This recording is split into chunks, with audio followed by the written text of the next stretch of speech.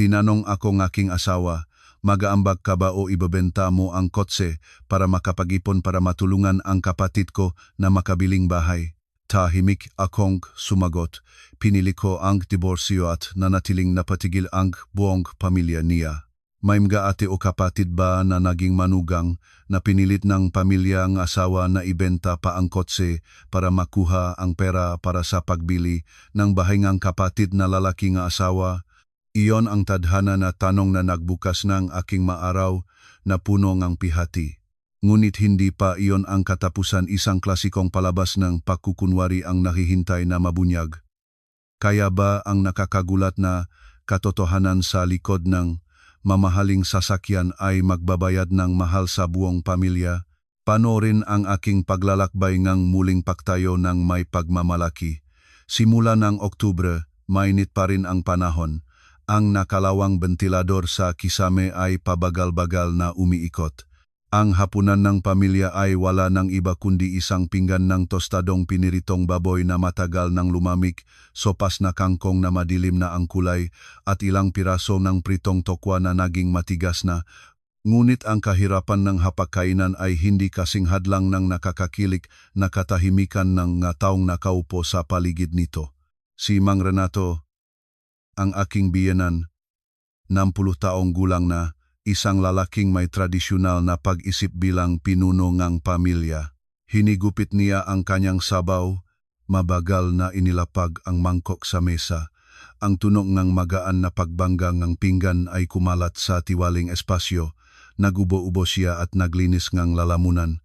Gawi na niya iyon sa loob ng maraming taon tuwing maririnig ang ugong na iyon. May doktrina na ilalahad at ang bawat miyembro ng pamilya ay dapat sumunod ng walang pagtutol. Tinawag ko ang maanak na mag-asawa para makain.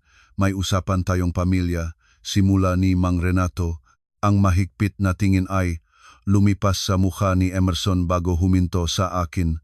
Isang hindi nakikitang pagpilit ang bumaksak ng mabigat. Mag-aasawa na si LJ. Medyo natulala ako, bahagyang huminto ang aking kamay na hawak ng kutsara. LJ, ang 26 taong gulang na kapatid na lalaking aking asawa. Ang kanyang buwanang suweldo ay pabago-bago kung taas ay makakaabot ng 8 hanggang 9,000 piso. Ngunit hindi ko siya nakitang nakdalaeng kahit isang sentimo para tulungan ang kanyang magulang. Sa kabaliktaran, palagi si LJ na nagpapakita na maningning ang kaanyuan, nagsusuot ng branded na damit, naglalaga ng gel sa buhok hanggang sa maging makintab ito, at lalo na may ugali ng pagpapakitang gilas sa mga kaibigan sa social media. Nagmamahal siya kay Precious, isang mapagpigilan at mabait na babae, anak ng mga guro sa lalawigan na pumunta sa Maynila para magtrabaho. Narinig ko na. Ngunit ang usapin ng kasal na kanito kabihla ay talahang labas sa aking inasahan. Ang kasal ay bagay na panghabang buhay. Ang aming pamilya ay palaging may paggalang sa tamang paraan. Ipinagpatuloy ni Mang Renato ang kanyang talumpati, pantay ang tinig ngunit matibay ang pagkasabi. Ngunit ang kahirapan ay ang pamilya, ng babay ay may sarili ring kondisyon. Ang kanyang magulang ay maguro na mahigpit sa kultura. Direkta nilang sinabi na hindi nila tatanggapin na ang kanilang anak ay magsasalita sa inupahang silit na mahirap ang buhay.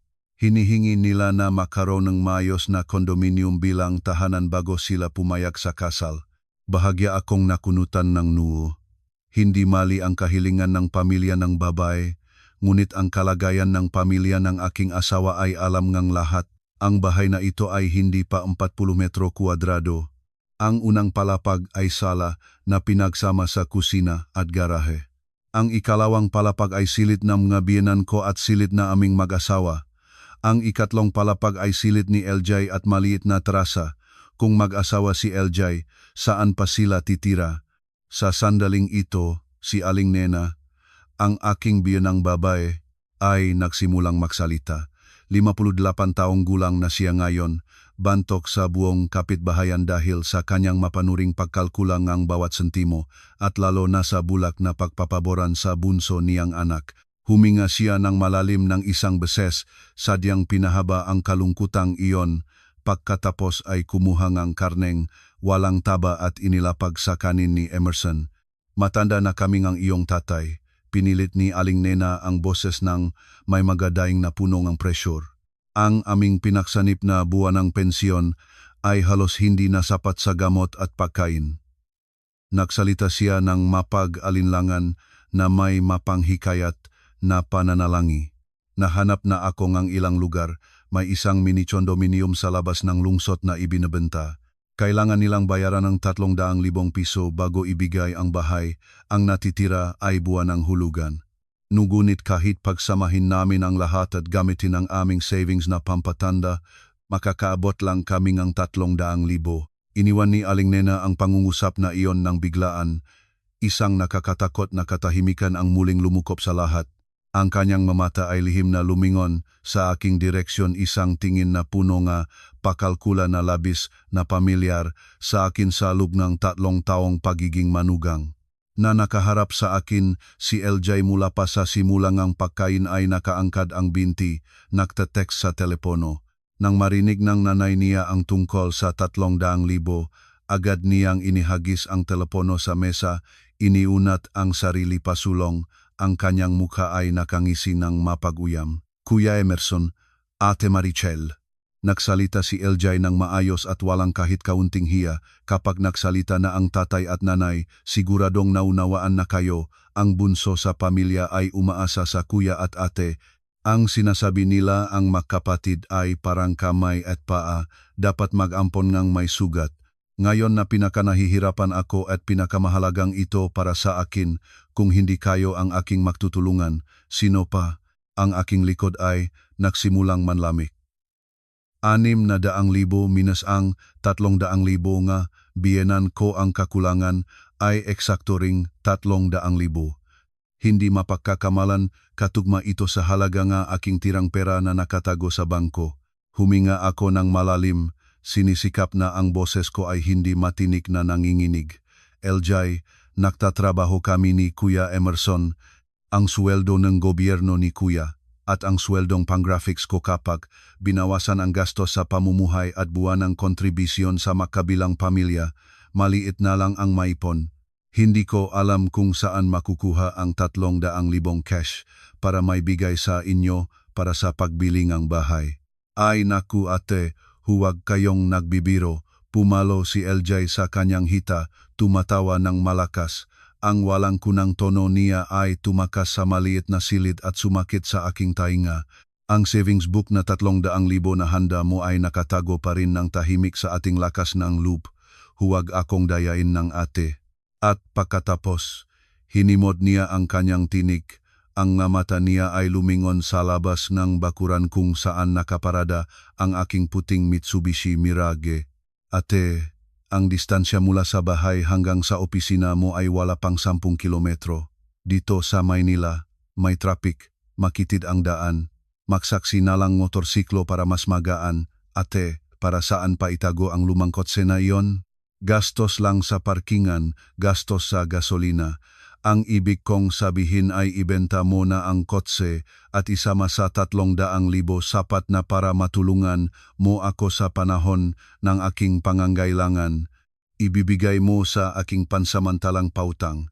Kapag nakabili na kami ng bahay at nakasal na kami at naayos na ang aming buhay, babayaran ko agad pagkatapos. Sa hinaharap kapag yumaman na ako, ibabalik ko sa iyo ang 10 beses na mas magandang kotse kaysa sa mahinang sasakyang iyon. Ang masalitang binikas ni LJ ay lumabas ng parang balahibo na naglalaglag sa hapagkainan ngunit puminto sa aking matay nga tulad ng mabasak na salamin. Ang dugo sa aking katawan ay tila namuo, pautang lang. Isang taong kahit panty ng branded ay binibili sa installment online tulad niya. Ano ang mayroon siya para bayaran ang ganun kalaking halaga? Hindi lang siya naglalayong kunin ang aking savings book, gusto rin niyang alisin ang kotse ko na nagsisilbing lamunan ko mula sa araw at ulan. Ang kalapastangan ng walang kahihiyan ay umabot na sa isang antas na kahit ang aking pinakamalihaying imahinasyon ay hindi makaabot. Lumingon ako kay Emerson, ang aking dibdib ay humihinga ng mabilis, ang puso ay tumitibok ng malakas. Tiningnan ko ang lalaking tinatawag kong asawa. naghihintay ngang salita, ang perang aming asawa ay para sa aming sariling kaligtasan, ang kotse niya para sa trabaho, walang sinuman ang maaring humipo nito. Isang salitang iyon lang, handang-handa akong magtiis sa higpit ng bahay na ito ngang marami pang taon. Ngunit hindi inurong ni Emerson ang sarili tulad ng pagong na nagtatago ng ulo. Yumukot siya sa kanyang mangkok ng kanin, ang dalawang balikat ay naibaba ng duwag. Ang makutsara sa kanyang kamay ay manipis na lumipas, isinasabo ang puting kanin ng walang buhay. Napalunok ang lalamunan ni Emerson at lubos na umiwas ang kanyang tingin sa aking mga mapangalap na mata na nangungusap ng galit at pakiusap. Pinili niya ang katahimikan. Pinili niya ang pagbibigay galang sa kanyang mga magulang, pagpapatawad sa kapatid na lalaki na gumagastos ng walang ingat at pagtatapon ng aking dignidad sa putik. Ano na ang pasya ninyo? Sabihin ng tiyak para malaman ng tatay at nanay kung paano itatakda ang pakikipag-usap sa pamilyang babay. Nagalit na sinabi ni Mang Renato habang bumabayo ng malakas ang kamay sa mesa. Ang malakas na utos ay pumutol sa mapinitik na atmosfera, pinipilit na pumayag. Ang katahimikan ni Emerson mismo ay isang malupit na pagsang-ayon. Parang mapurol na kutsilyo na hindi agad pumapatay ngunit dahan-dahang tumataga sa aking puso, nagpapadanak ng dugo ng unti-unti. Isang mapait na bola ang nananatili sa aking lalamunan, makapal at masakit. Mula sa hapagkainan na lumamig na, inilapag ko ang aking kutsara. Ang dalawang kamay ay walang kamalayan na nakaagaw sa isa't isa sa ilalim ng mesa hanggang pumutla ng puti ang mga kasukasuan. Isang bagyo ang lumalantad sa aking katawan at alam ko na ang aking limitasyon ay opisyal nang nasira. Ang katahimikang makapal nga maliit na bahay ay nuhag na aking maingay na pahinga. Tumingin ako ng tuwid sa mga mata ni LJ pagkatapos ay dahan-dahan na inilipat ang tingin kay Mang Renato Aling Nena. Ang samanglup kanina ay humimlay, nagbigay daan sa ibang pakiramdam na mas malinaw at mas malamig, galit. Patawarin ninyo ako, tatay, nanay. Lumabas ang aking tinik ng hindi malakas ngunit sapat para ang bawat pantig ay mahulog sa maliit na espasyo. Ang 300,000 piso at ang Mitsubishi Mirage ko ay hindi ko maaring ipautang o ipabenta kay LJ. Nang matapos ang salita, ang mukha ni LJ na nakaabala ay bigla ang nangiwi, nanlabas ang kilay ng may pagkainis. Sinimulan na ni Mang Renato na piling isakbo ang makilay ng malalim habang si Aling Nena ay nagulat na parang isda na tumama sa lugar na hindi dapat. Bumayo siya ng malakas ngang mangkok sa hapagkainan. Ang manipis na maskara ng pagsusumamo ay agad na nahulog, nagbibigay daan sa kanyang likas na kabaitang pait. Ano ang sinabi mo? Nagalit si Aling Nena. Ang boses ay tumingkad. Magkano ba ang halaga ng pera para sa pamilya ng asawa mo? Tinanggap kang bahay na ito, pinangalagaan ka ng 3 taon, ngayon na may mahahalagang bagay ang pamilya, ilalabas mo ang iyong pagkamakasarili? Nanay, sinisikap kong panatilihin ang huling kalmahan, hindi iyon pera mula, sa akin iyon ay pinahirapan ng aking mga magulang. Ang buong buhay ng aking lolo at lola sa lalawigan ay nagtrabaho sila bilang magsasaka, nagbenta ng bukit at mangga baboy para makapag-ipon ng ganun para sa kanilang anak na babae na mag-asawa bilang pananggalang sa panahon ng sakit at pagbubuntis. Ang kotse ko ay gamit ko sa araw-araw na trabaho. Paano ko maaring ibigay ang pawis at dugo ng aking mga magulang para makabiling ang bahay para sa kapatid na lalaking ang asawa ko?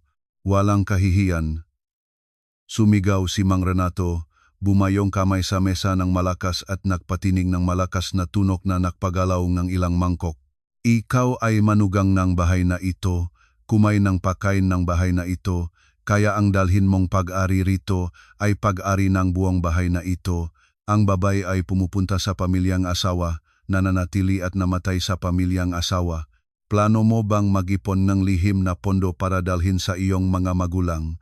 Si Kuya Emerson ay panganay, si LJ ay bunso. Responsibilidad ng mag-asawa na alagaan siya. Responsibilidad? Natawa ako, isang ngiting labis na kapaitan. Si LJ ay 26 na taong gulang, malakas at may trabaho. Naintindihan ko na mahal ng mamagulang ang kanilang anak at nais nilang gumastos para sa kanya, hindi ako makimkim. Ngunit ako bilang hipag, wala akong obligasyon na pasanin ang pagbiling bahay at sasakyan para sa kanya, lalo na kapag ang pag-aari ay pawis at dugo ng aking mga magulang. Itinaya ni LJ ang kanyang makutsara, tumayo ng biglaan, ang mukha ay naman, "Ate, huwag mong ilabas ang mga magulang mo bilang banta." Sa madaling salita, kinamumuhian ng ate ang kahirapan ng bahay na ito. "Natatakot kang hindi ko mababayaran, di ba? Okay tatay, nanay, huwag na kayong magsalita pa. Ang tao ay ibang dugo, sa lahat ng iyon, walang silbi ang pagpilit." Pagkasabi nito, lumakat si LJ nang may galit at umalis patungo sa ikatlong palapag, nag-iwan ng gunam-gunam na hapagkainan at isang atmosfera na tila halos sumabog. Niyakap ni Aling Nena ang sarili ng humihinga ng mabilis, hinahaplos ang dibdib habang itinuturo ang langit. "Ay naku, malas ang bahay ko, naksawa sa masamang manugang na ganito. Emerson, ikaw ba'y naging bully? Pahihintulutan mong ulunan nga asawa mo ang tatay at nanay mo." Si Emerson, ang 30 taong gulang kong asawa, ay nananatiling napatigil sa upuan. Nang tawagin ng ina ang kanyang pangalan, nagulat siya at sininggit ako, pagkatapos ay agad na tumayo at hinila ang aking kamay. "Huwag na, umahon na kayo. Tatay, nanay, pahinga na, hayaan ninyong kausapin ko ang asawa ko." Hinila niya ako pataas ng hagdanan, itinulak ako sa silid tulugan na halos hindi umabot sa 15 metro kuwadrado sa ikalawang palapag. Pagkatapos ay malakas na isinara ang pinto. Nang masara ang pintuan, biglang nakataon si Emerson. Ang kanyang mukha ay namamaga, pinagapang galit na isang duwag na nasalat ang kanyang pagmamataas. Tumayo akong nakabalikwas ng bisik na katulad sa aparador ng damit at tiningnan ang lalaking nagbabahagi ng higaan sa akin sa loob ng 3 taon. Naghihintay akong paliwanag o kahit isang kahihiyang dahil hindi niya naprotektahan ang kanyang asawa, ngunit muli si Emerson ay sumakit sa akin gamit ang kanyang kahinaan, malalim na ugat sa kanyang likas na ugali. "Ano ang ginawa mo doon sa ibaba?" Inulit ni Emerson ang boses ng mahina para hindi marinig ng mamagulang sa unang palapag. "Ginawa mo akong kahiya-hiya. May bagay ba? Magsalita tayo sa loob ng silid, bakit nag-away-away ka sa mga magulang ko? Tinanong mo ba ako kung ano ang ginawa ko?" Napaluha ako, ngunit kinagat ko ang aking labi, ininom ang luha pabalik sa loob. Naupo karon at narinig ang tatay, nanay, at kapatid mo na tahimik na humiling na alisin ang lahat ng pag-aari ng magulang ko at hindi ka nakapagsabi ng isang salita para sa aking pagtatanggol. Ngayon umaahon ka rito para sisihin ako na nagaway. Ginusot ni Emerson ang ulo at lumakat ng paikot-ikot sa silid, tulad ng isang langgam na nakulong sa mainit na palayok. Pareho akong nahihirapan, isa ang mga magulang ko, isa ang asawa ko. Si LJ ay mag-aasawa ng isang beses sa buhay niya, at gusto ng tatay at nanay ang bunso nila. Maktis na lang kayo ng kaunti para sa mukha ko. Ilabas mo ang pera at ibenta ang kotse para tulungan siya. Hindi ba ikaw ang manugang? Hindi ka maaring maktis ng kaunti para sa mukha mo.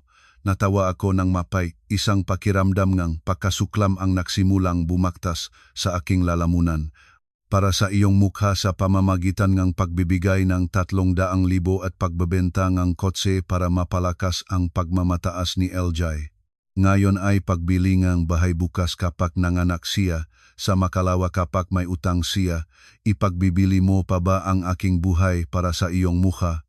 Huwag kang magsalita ng ganun. Suminghap si Emerson, itinuturo ang aking mukha. Ang prana nakatago sa bangko ay hindi nagbibigay ng gaanong tubo. Ang kotse ay maaring palitan ng motorsiklo, hindi namamatay ang tao. Ibigay mo na sa kanya, ako ang kapatid niya. Magiging garantiya ako na babayaran niya sa hinaharap. Bakit kaya pinaalam mo na ito at ngayon parang ang lahat sa bahay ay tinitingnan ako ng masama? Sinasabi ngang tatay at nanay ko na nangunguna na ang asawa ko sa kanila. Kaya ganon pala. Kaya pala sa loob ng isip ng lalaking ito ang kanyang pagmamataas, ang tingin ng kanyang magulang at ng kanyang kapatid na lalaki ay mas mahalaga kaysa sa kabuhayan, pag-ari at sariling pagpapahalaga ng kanyang asawa. Sa loob ng 3 taon, sinisikap kong maging isang mabuting asawa at manugang nag-ambag ng bawat sentimo ng sweldo, nag-alaga ng makapistahan, nagsisilbi sa pamilya ng asawa ng walang kulang. Inisip ko na ang pag-aalaga na iyon ay magiging palitan ng isang tahanan ngunit hindi. Sa kanilang mata, ako ay isang minahan lamang na hukayin, isang dayuhan na hindi hihigit sa isang estranyo.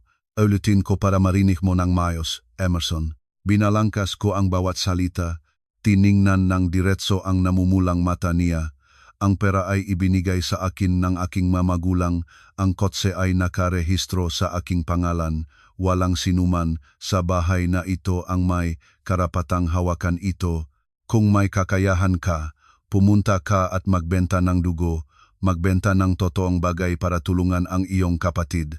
Huwag maging duwag at gamitin ang pag-ari ng pamilya ng asawa para magawa ang kabutihan. Ang aking salita ay parang isang patalim na lumanda sa itim na puso nga kahinaan ni Emerson. Ang kahihiyan sa pagkakahuli ay naging matinding pagmamataas. Naginit siya sa galit at kumatok ng malakas ng isang suntok sa pintuan ng aparador malapit sa aking mukha. Ang tunok na purtolay, kumaling-kaling sa gabi. Tahimik ka, malakas na sinabi ni Emerson. Ang mukha ay nagbaluktot sa galit at pagkatapos mula sa bibig na lalaking tinatawag kong asawa, lumabas ang mga salitang nagwakas ang kasal na ito. Isa, ibenta mo ang kotse, ilabas ang para sa kapatid ko para makabili ng bahay. 2, diborsyohin mo ako. Dalhin mo ang iyong maleta at umalis ka ngayon na sa bahay na ito. Hindi tinatanggap ng bahay na ito ang ganitong uri nga mapagsakimig na manugang.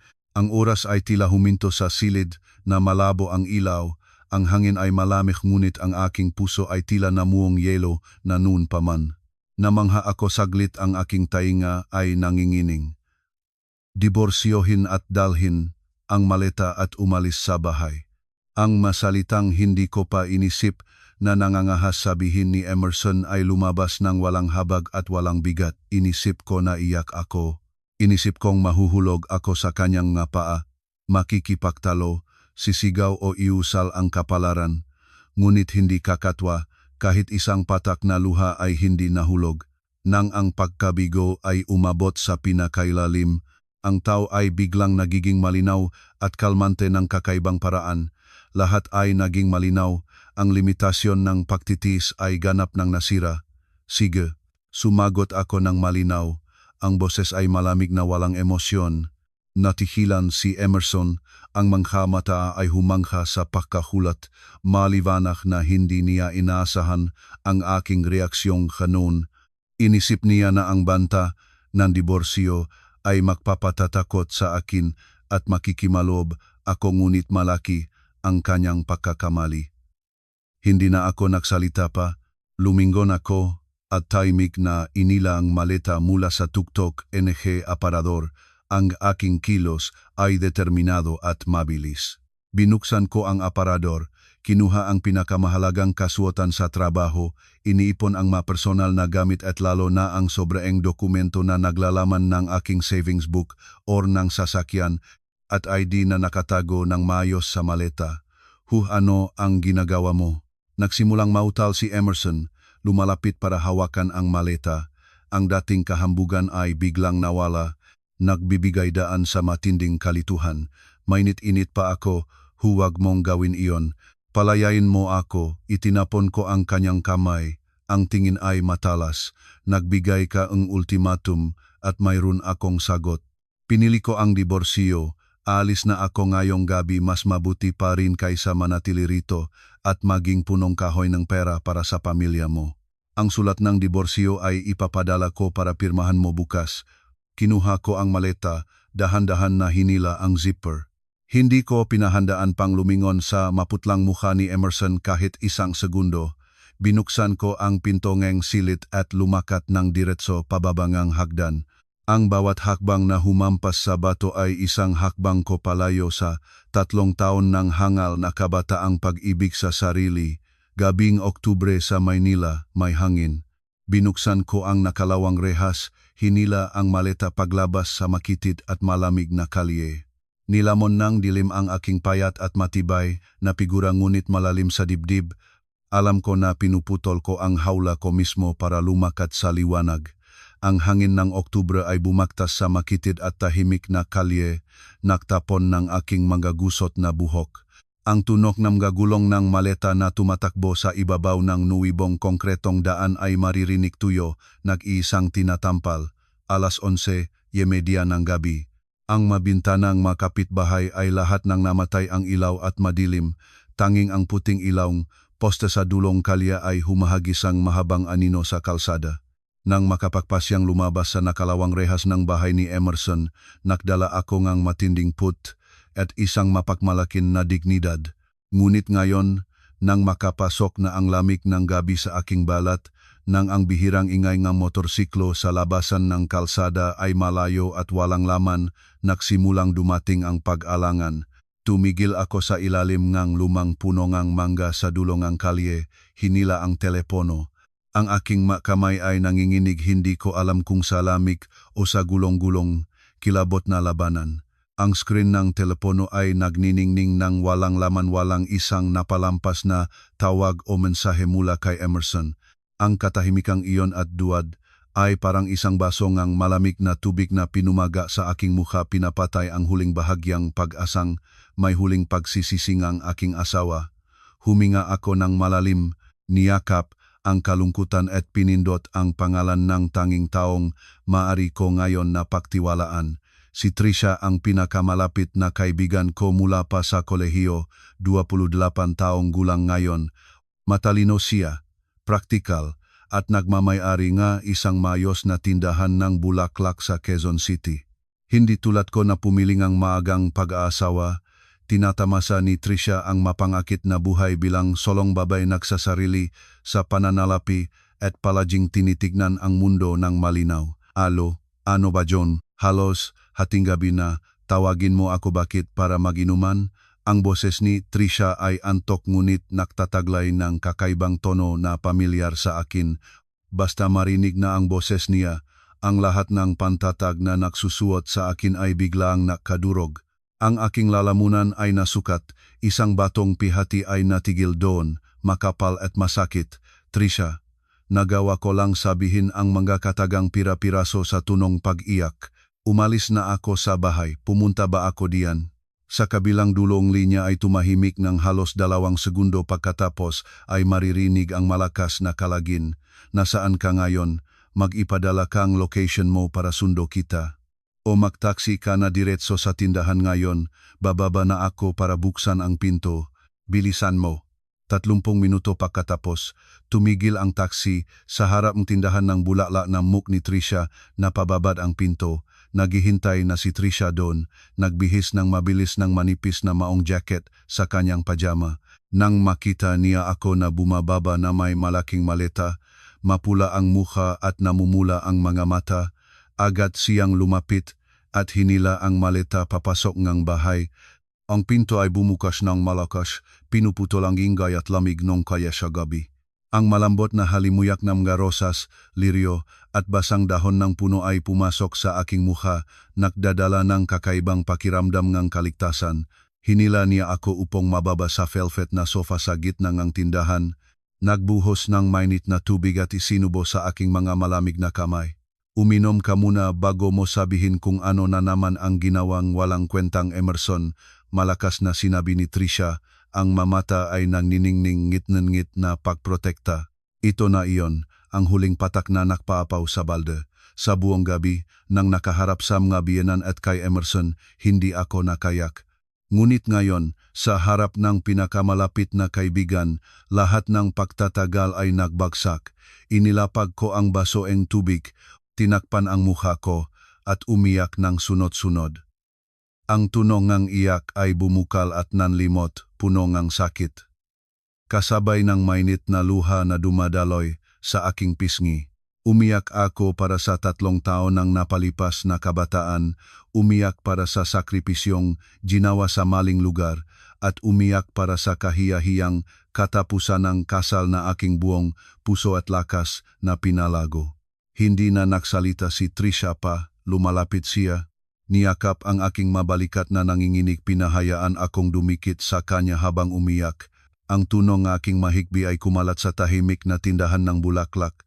Hinaluan ng tunong ang orasan sa dingding na dahan-dahang lumalapit sa pagsilang ng bagong araw. Halos kalahating oras pagkatapos ay nagawa ko nang ibalik ang normal na pahinga. Hinawakan ang tissue na ibinigay ni Trisha, pinunas ang aking mga luha, huminga, at nagsimulang ikwento ang buong nangyari ng nakakatakot na gabing iyon. Mula sa malamig na hapagkainan, ang pag-iyak at pag-ambag ni Mang Renato at Aling Nena bilang mahirap, pinilit akong ilabas ang 300,000 piso sa handa para sa sarili, hanggang sa kahindik-hindik na pahingi ni LJ na ibenta ang aking Mirage para mapunan ang pag-ari, para makabili ng condominium na 600,000 para sa kanya para mapangasawa si Precious. At sa wakas ang malupit at duwad na huling pahayag ni Emerson, isa, ibenta ang kotse, 2, diborsyohin. Sa bawat marinig ni Trisha, nabago ang kanyang mukha, mas mapula, mas galit. Ang kanyang mga kamay ay sumikip ng humigpit sa unan hanggang sa pumutlang puti ang magkasukasuan. Putangina, tatagalin na ako. Nagmura si Trisha ng malakas, tinapon ang maliit na stool sa tabing mesa. Si Emerson ay tunay na pinakaduwad at pinakahamak na lalaki. Sinabi ko na sa iyo noon pa man. Ang pamilyang iyon ay mapahari, luma ang pag-iisip, at si Emerson ay spoiled na anak ng nanay niya. Sunod-sunuran sa kanyang magulang. Kapag pinakasalan mo siya, magiging mahirap lamang at kahiya-hiyang buhay mo. Ikaw ang tumatalo sa akin. Yumuko ako, ang makamay ay mahigpit na kumapit sa aking damit. Inisip ko na kapag nagsakripisyo ako, maintindihan nila ako. 3 taon akong naging manugang, wala silang kulang sa akin. Ang aking sweldong graphics na 15,000 tuwing buwan ay ibinibigay ko ng regular na 8,000 kay Aling Nena para sa gastos sa bahay at mga kapistahan. Mula sa mga lolo at lola, palagi akong nag-aalaing mayos na alok mula sa aking sariling bulsa. Naktitis at inalakan ko si Elyay na walang silbi.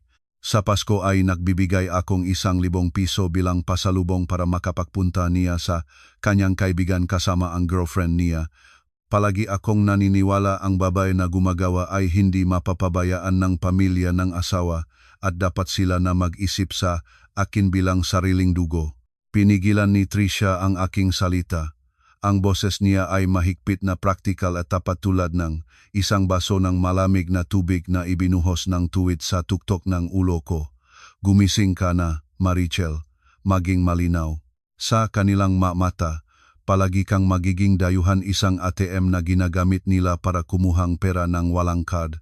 Kapag masunurin kang nagbibigayng pera, sila ay mabait at nakangiti. Kapag pinangalagaan mo ang handa ng iyong magulang, tinatawag ka nilang makasarili at walang malasakit. Iyan ang kanilang tunay na katangian, walang sawa ang pagnanasa. Umiyak ka at nagdadalamhati sa para sa napakasama at walang kwentang pamilyang iyon. Ang salita ni Trisha ay tulad ng mga karayom na tumusok ng tuwid sa aking isipan. Masakit at malungkot, ngunit ito ang hubat na katotohanan na sinisikap kong iwasan sa loob ng 3 taon. Tama ang ginawa mo. Mahigpit na hinawakan ni Trisha ang aking kamay, nagbibigay sa akin ng init ng determinasyon. Ang pag-angat ng iyong maleta at paglabas ng pintuan ay pinakamaliwanag na pasya sa iyong buhay.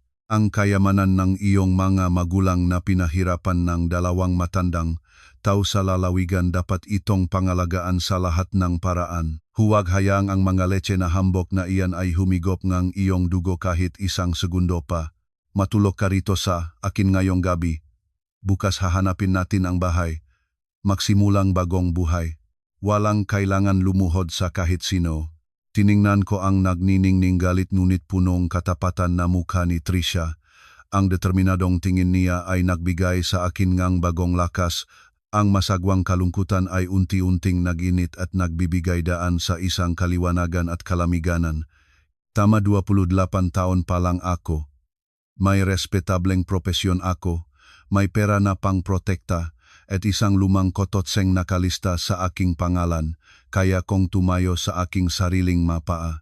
Kinabukasan, ang bihirang sikat ng araw ng unang taglagas ay tumagos sa bintana, ginising akong mula sa nagululumbagang tulog. Maaga nang gumising si Tricia, abala sa paggupit at pag-ayos ng mga bagong bulaklak. Bumili na ako ng almusal, aniya. Magbrush ka at hugasan ang mukha, pagkatapos lumabas ka at kumain. Pagkatapos kumain, isinaara ko ang tindahan para samahan kita humanap ng bahay. Pumasok ako sa banyo, tiningnan ang sarili sa salamin. Ang mga mata ay medyo na magangunit, ang aura ay hindi na katulad ng kalungkutan at kaguluhang gabi-gabi. Binuksan ko ang gripo, nagbash ng malamig na tubig sa aking mukha, nararamdaman ang pagpapaliwanag na pumasok sa bawat sel. Pagkatapos nga almusal, hiniram ko ang susing motorsiklo ni Tricia, sumakay nga habal-habal pabalik sa malapit na lugar ng opisina para kunin ang Mitsubishi Mirage na nakaparada sa bayad na garahe magdamag. Nang buksan ang pinto at umupo sa driver's seat, ang aking makamay ay nagpalayaw sa balot na gulong na medyo ginalot na.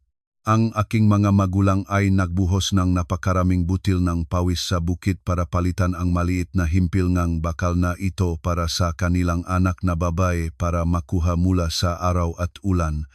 Tiyak na walang sinuman ang may karapatang bawiin ito mula sa aking mga kamay.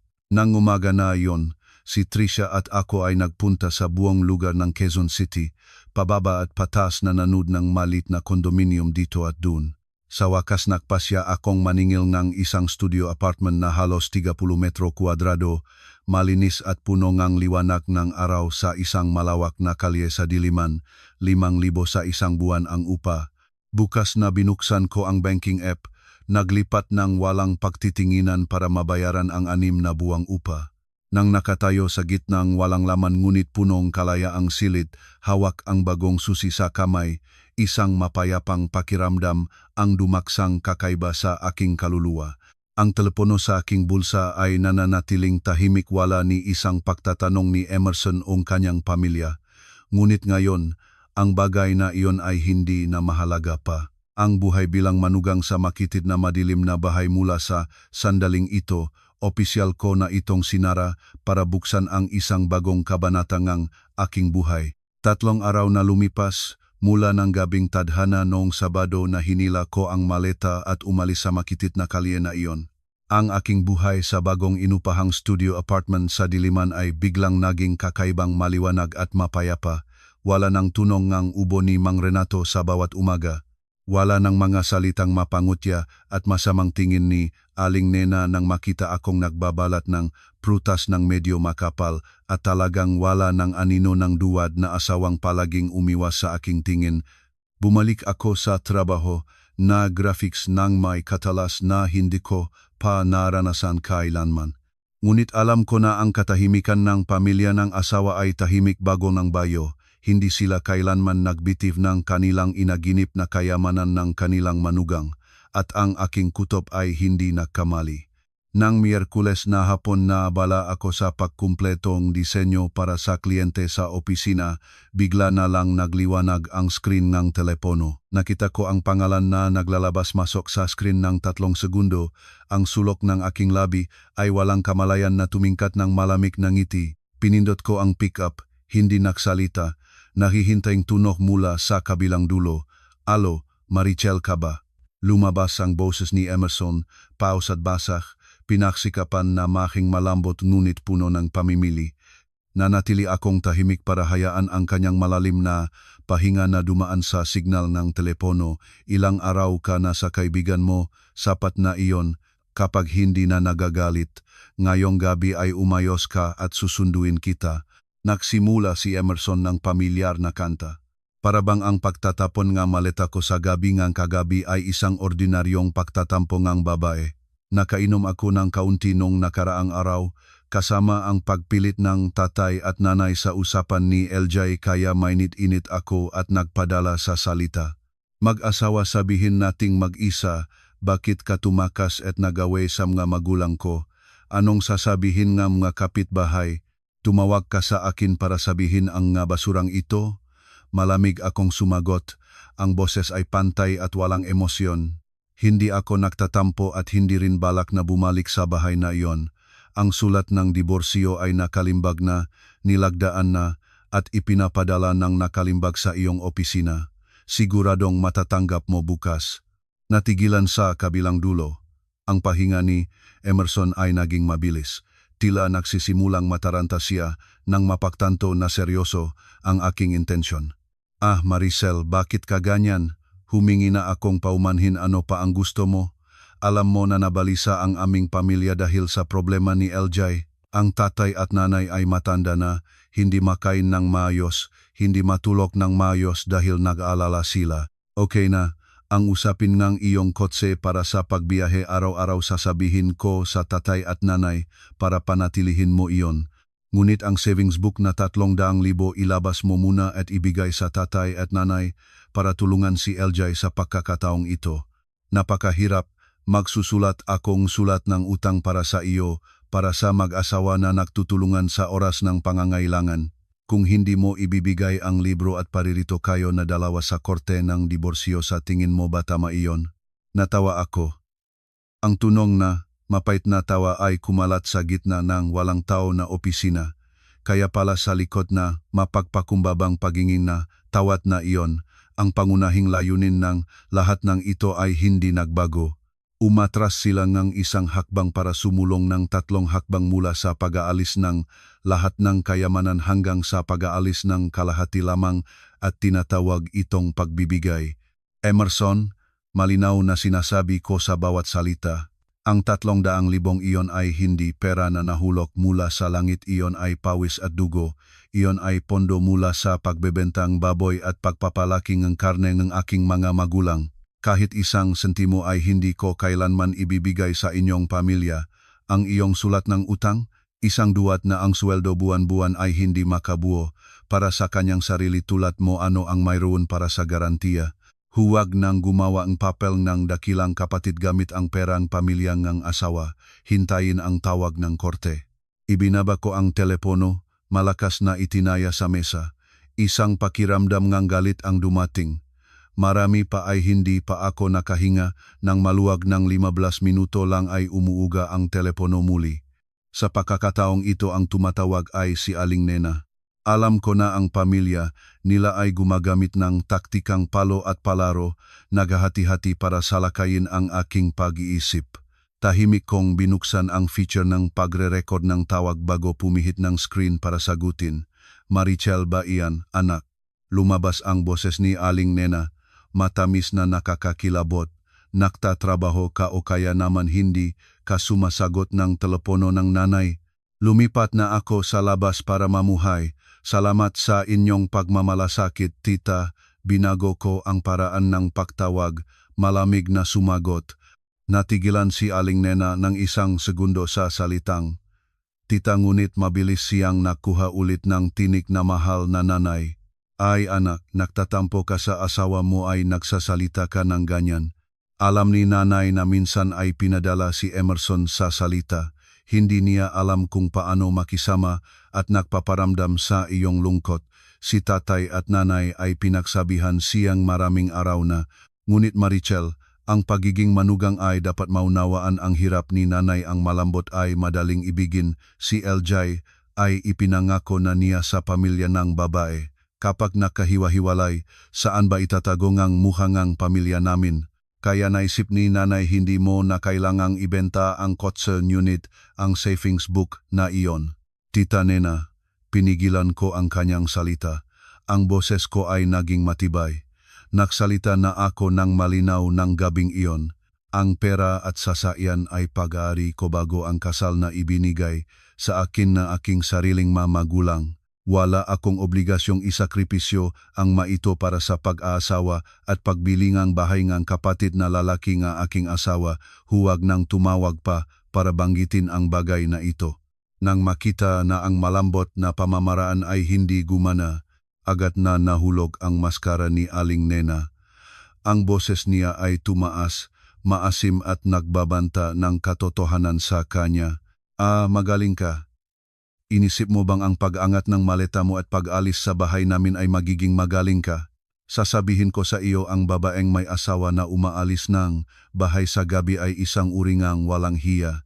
Kapag hindi ka nakdala ng pera rito para ayusin ang bagay ng pamilya, naming ito bukas ay sasakay ako ng bus papunta sa inyong lalawigan. Upo ako sa gitna ng inyong bahay at tatawagin ang pangalan ng iyong magulang para malaman ng lahat kung paano nila pinalaki ang kanilang anak.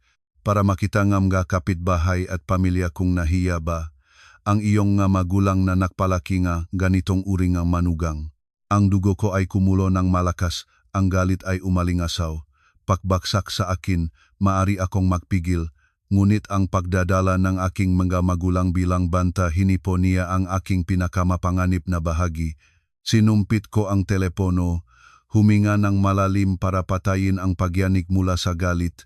Sinabi ang bawat salita ng matalas tulad ng patalim. Tita Nena, pakinggan ng mabuti. Ang tawag na ito ay nire-record ko ng buo.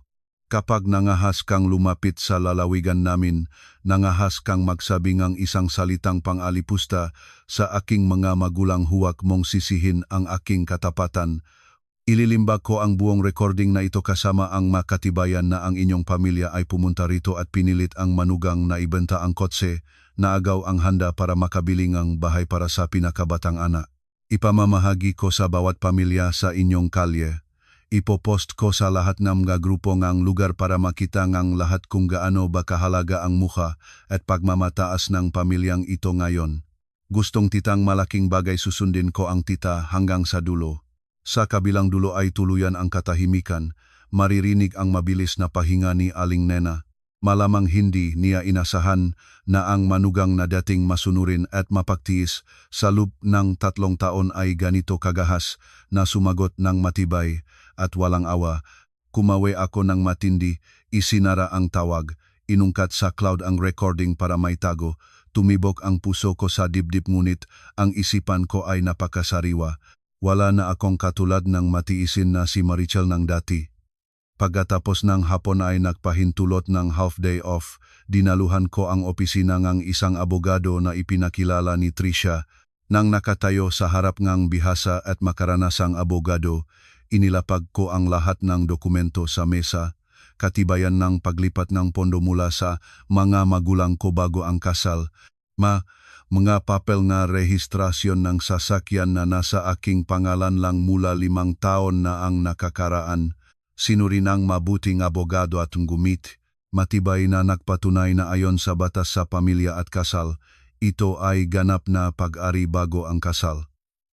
Walang sinuman sa pamilya ng asawa ang may kahit anong legal na karapatan sa kahit isang sentimo. Hawak ang papel ngang legal na payo sa kamay, lumabas sa opisina ng abogado. Ang langit ng Maynila ng hapon ng Taglagas ay malinis at mataas. Huminga ako ng malalim sa dibdib. Hangin ng kalayaan. Lahat ng pag-aalala, takot tungkol sa pagtatalo ng pag-aari ay protektado ng batas.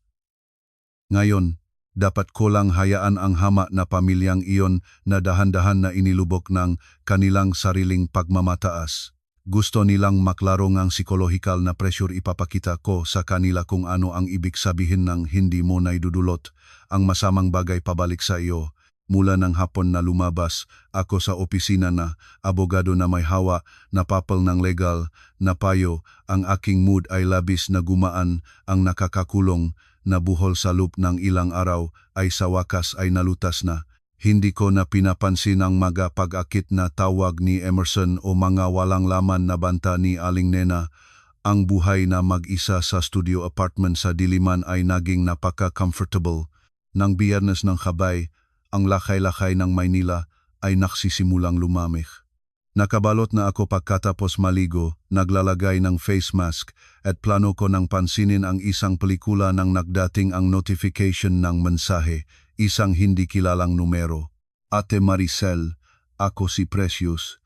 Pwede bang maglaan ka ng oras para makita ako sa labas ng kaunti? Nakatayo na ako sa tindahan ng mainit na tsaa sa simula ng inyong kalye. May napakahalagang bagay akong gustong sabihin sa iyo. Bahagya akong nakunutan ng Precious ang magiging asawa ni Eljay. Sa loob ng 3 taon bilang manugang, ang bilangang beses na nakipag-ugnayan kami ni Precious ay mabibilang sa mga daliri. Ang dalaga ay tagalalawigan, anak ngang gaguro na mahusay at maingat, mabait, medyo mahiyain at mapagtiis. Palagi akong nagtataka kung bakit ang isang mapagtiis at mapagintindi na dalagang tulad ni Precious ay nakmamahal sa isang lalaking hambog at walang kwenta tulad ni LJ.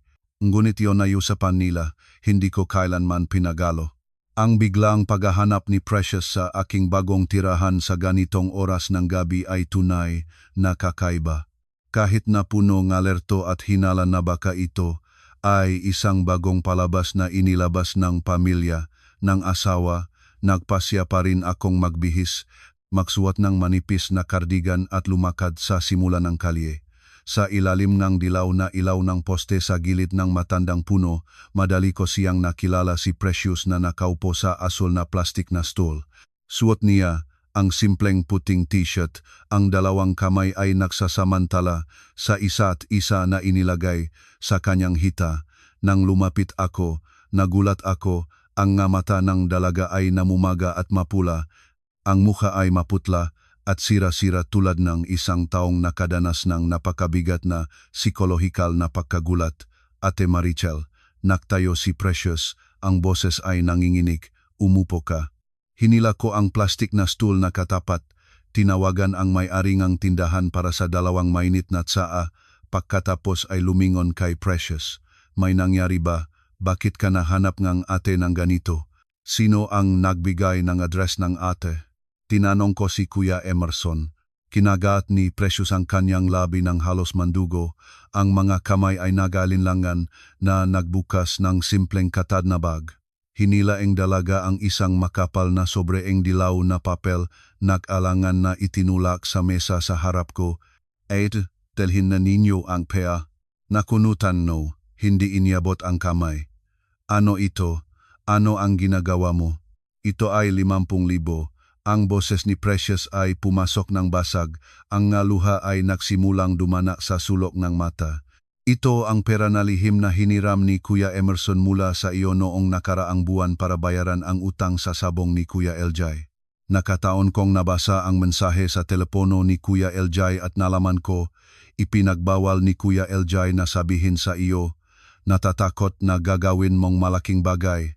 Ngunit ngayon na nangyari na ito, pinag-ipon ko ang aking sariling naipon, ibinabalik ko sa iyo. Napatigil ako, ang aking tainga ay tila naging makulimlim. 50,000 lihim na kinuha ni Emerson sa kanilang pinaksanip na ipon para bayaran ang utang sa gambling ng kapatid niya at hindi nagsabi sa akin kahit isang salita. Isang galit na halos sumabog ay dumating sa lalamunan ko. Kaya hindi lang ako pinagsasamantalahan ng pamilya ng asawa kundi nilinlang pang ang sariling nagbabahagi ng higaan. Ang kahinaan ni Emerson ay umabot na sa bagong antas. Handang-handa siyang pahintulutan ang pagsasamantala sa kasing sama ang kanyang kapatid gamit ang pawis at dugong kanyang asawa, ngunit sa harap ko ngayon ay si Precious, isang kaawa-awang dalagang nanginginig at nagtatago ang kasalanan para sa iba. Pinigilan ko ang galit, huminga ng malalim. Huwag nang tanggapin ito, bahagya kong itinulak ang sobrepabalik kay Precious, ang boses ay bumaba, ang prang ito ay lihim na hinuhulugan ni Emerson sa akin. Kasalanan ng aking asawa iyon, hindi kasalanan mo, higit pa rito, nagapila na ako ng diborsyo, hawakan mo ang pera mo para alagaan ang sarili mo, wala kang dahilan para tanggapin ang utang ni LJ. Sa pakikinig ng 2 salitang diborsyo, sumabog ang pagiyak ni Precious. Umiyak ang dalaga ng sunod-sunod sa gitna ng tindahan ng tsaa sa kalsada, hindi pinapansin ang interesadong tingin ng may-ari ng tindahan. Ate, marami akong kasalanan sa inyo, hikbi-hikbi na sinabi ni Precious. Dahil lang sa aming kasal, dahil sa hiling ng aking mamagulang na magkaroon ng bahay, kaya nasira ang pamilya ninyo. Kahapon ko lang nalaman ang tungkol sa pagpilit sa inyo na ibenta ang kotse at kunin ang handa para sa sarili. Napakahiya ko, ate. Hindi ko alam na ang mga magulang ni Kuya LJ ay ganun kasama ang pakikitungo sa inyo. Hindi kasalanan mo, malambot kong iniabot ang tissue kay Precious. Ang pahinging ng maayos na tirahan kapag nagpakasal ay tama, Ang problema ay nasa kasakiman at kawalang kahihiyan ng mga tao nila iyon. Pinunas ni Precious ang maluha, tiningnan ako ng may komplikadong tingin, halo ng takot at galit. Inilibot niya ang mga mata sa paligid pagkatapos ay yumuko pasulong, binaba ang boses, niloko kayo, ate, lahat ay nilokong lahat. Isang katotohanang nagpatigil sa akin, ano ang sinabi mo? Kinutusan ko ang no. Ang aking sariling matay nga ang nakarinig kagabi ng lihim akong pumunta sa bahay para makipag-usap ng malinaw kay Kuya LJ. Ang boses ni Precious ay nanginginig ng galit. Ang dalawang tito ay may 600,000 cash na nakaimbak. Plano na nila ang lahat ng iyon para ilabas at bayaran ang deposit ng condominium. Ngunit inilagay nila ang lahat ng iyon sa ulo ni Kuya LJ. Ang ulo ko ay umikot. Kung si Mang Renato at Aling Nena ay may sapat na 600,000, bakit ginanap ang palabas ng kawalan ng 300,000 sa gabing hapunan? Bakit nila pinilit ako na ilabas ang savings book at ang sasakyan?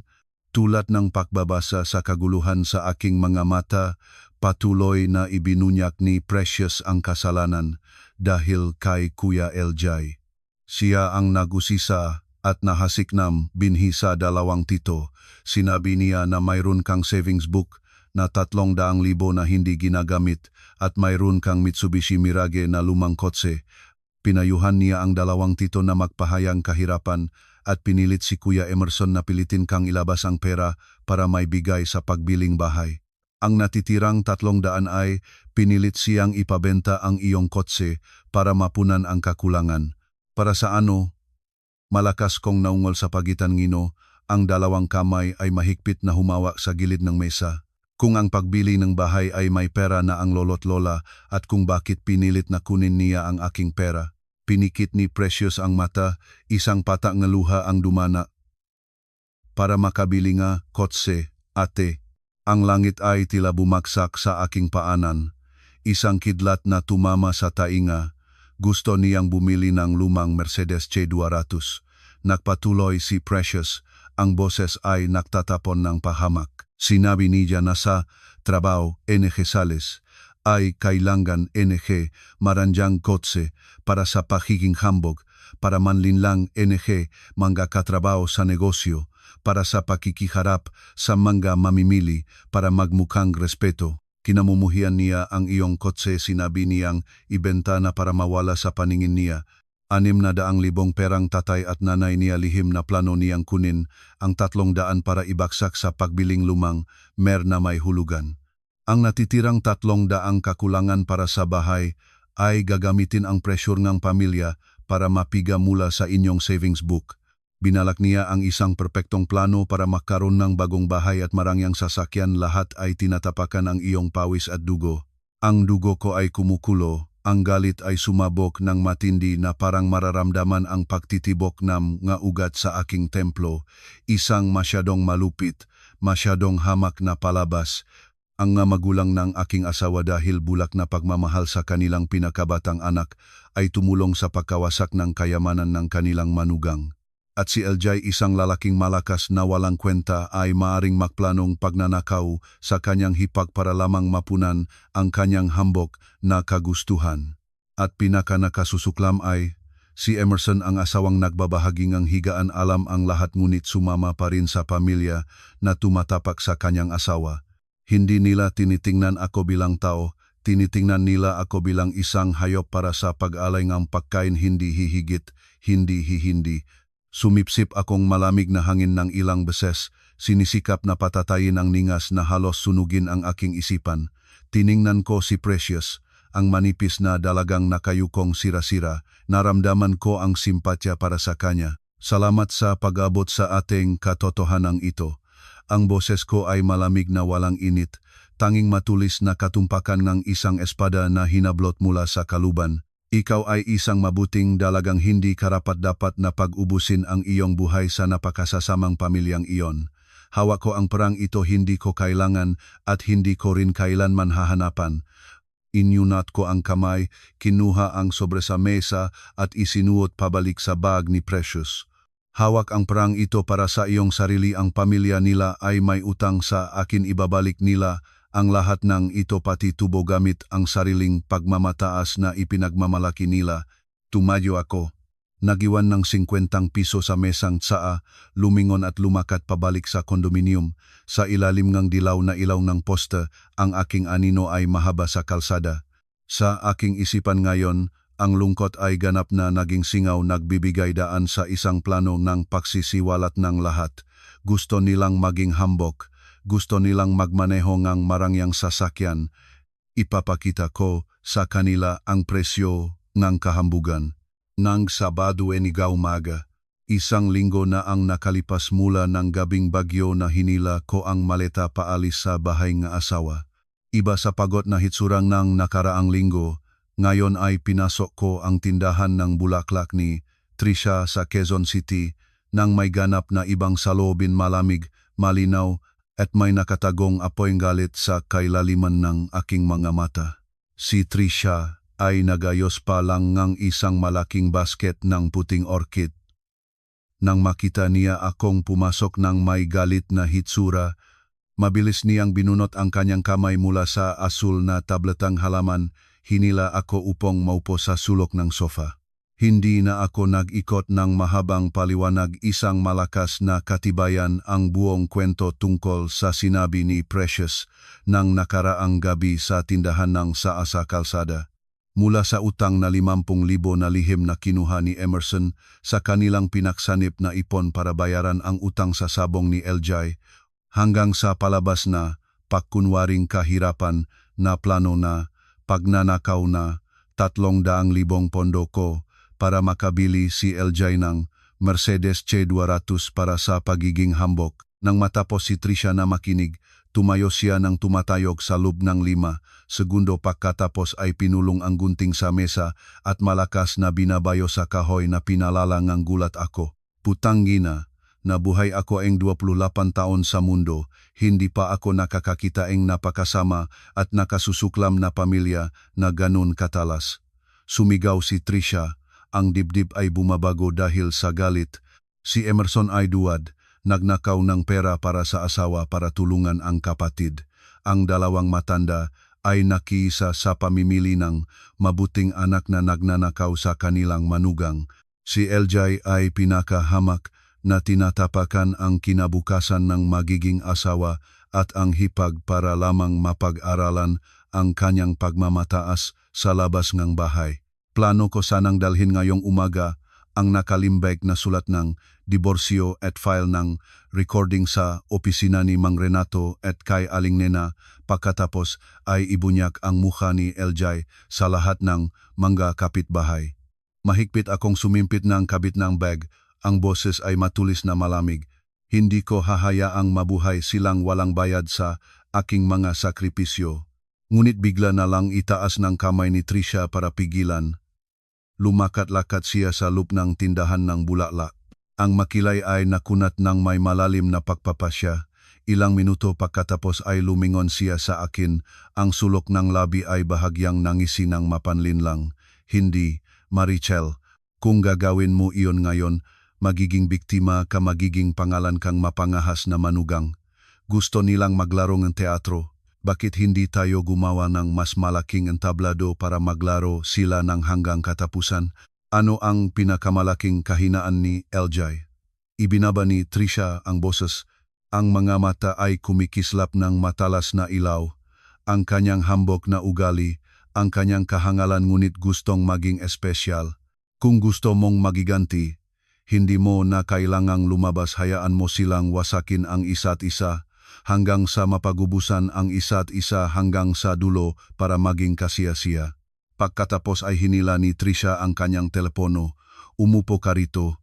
May pinsan akong si Kuya Danny na nagmamay-ari ng isang tindahan ng mga pangalawang kamay na marangyang sasakyan sa San Juan para hilingin sa kanya na may gagawin.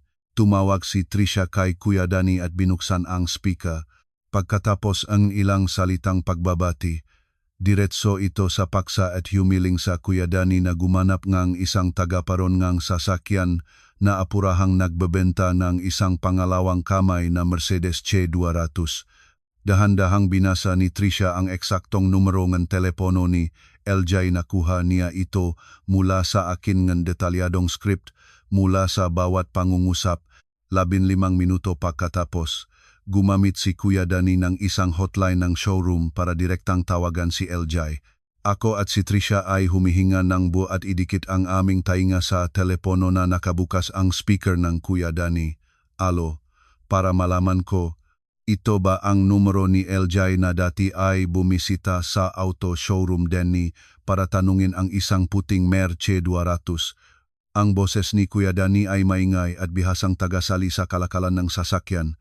Sa kabilang dulo ay ang antok na boses ni LJ, ngunit nang marinig ang Merce 200 ay agad na nagising ito. "Oh, Kuya Danny, ako si LJ.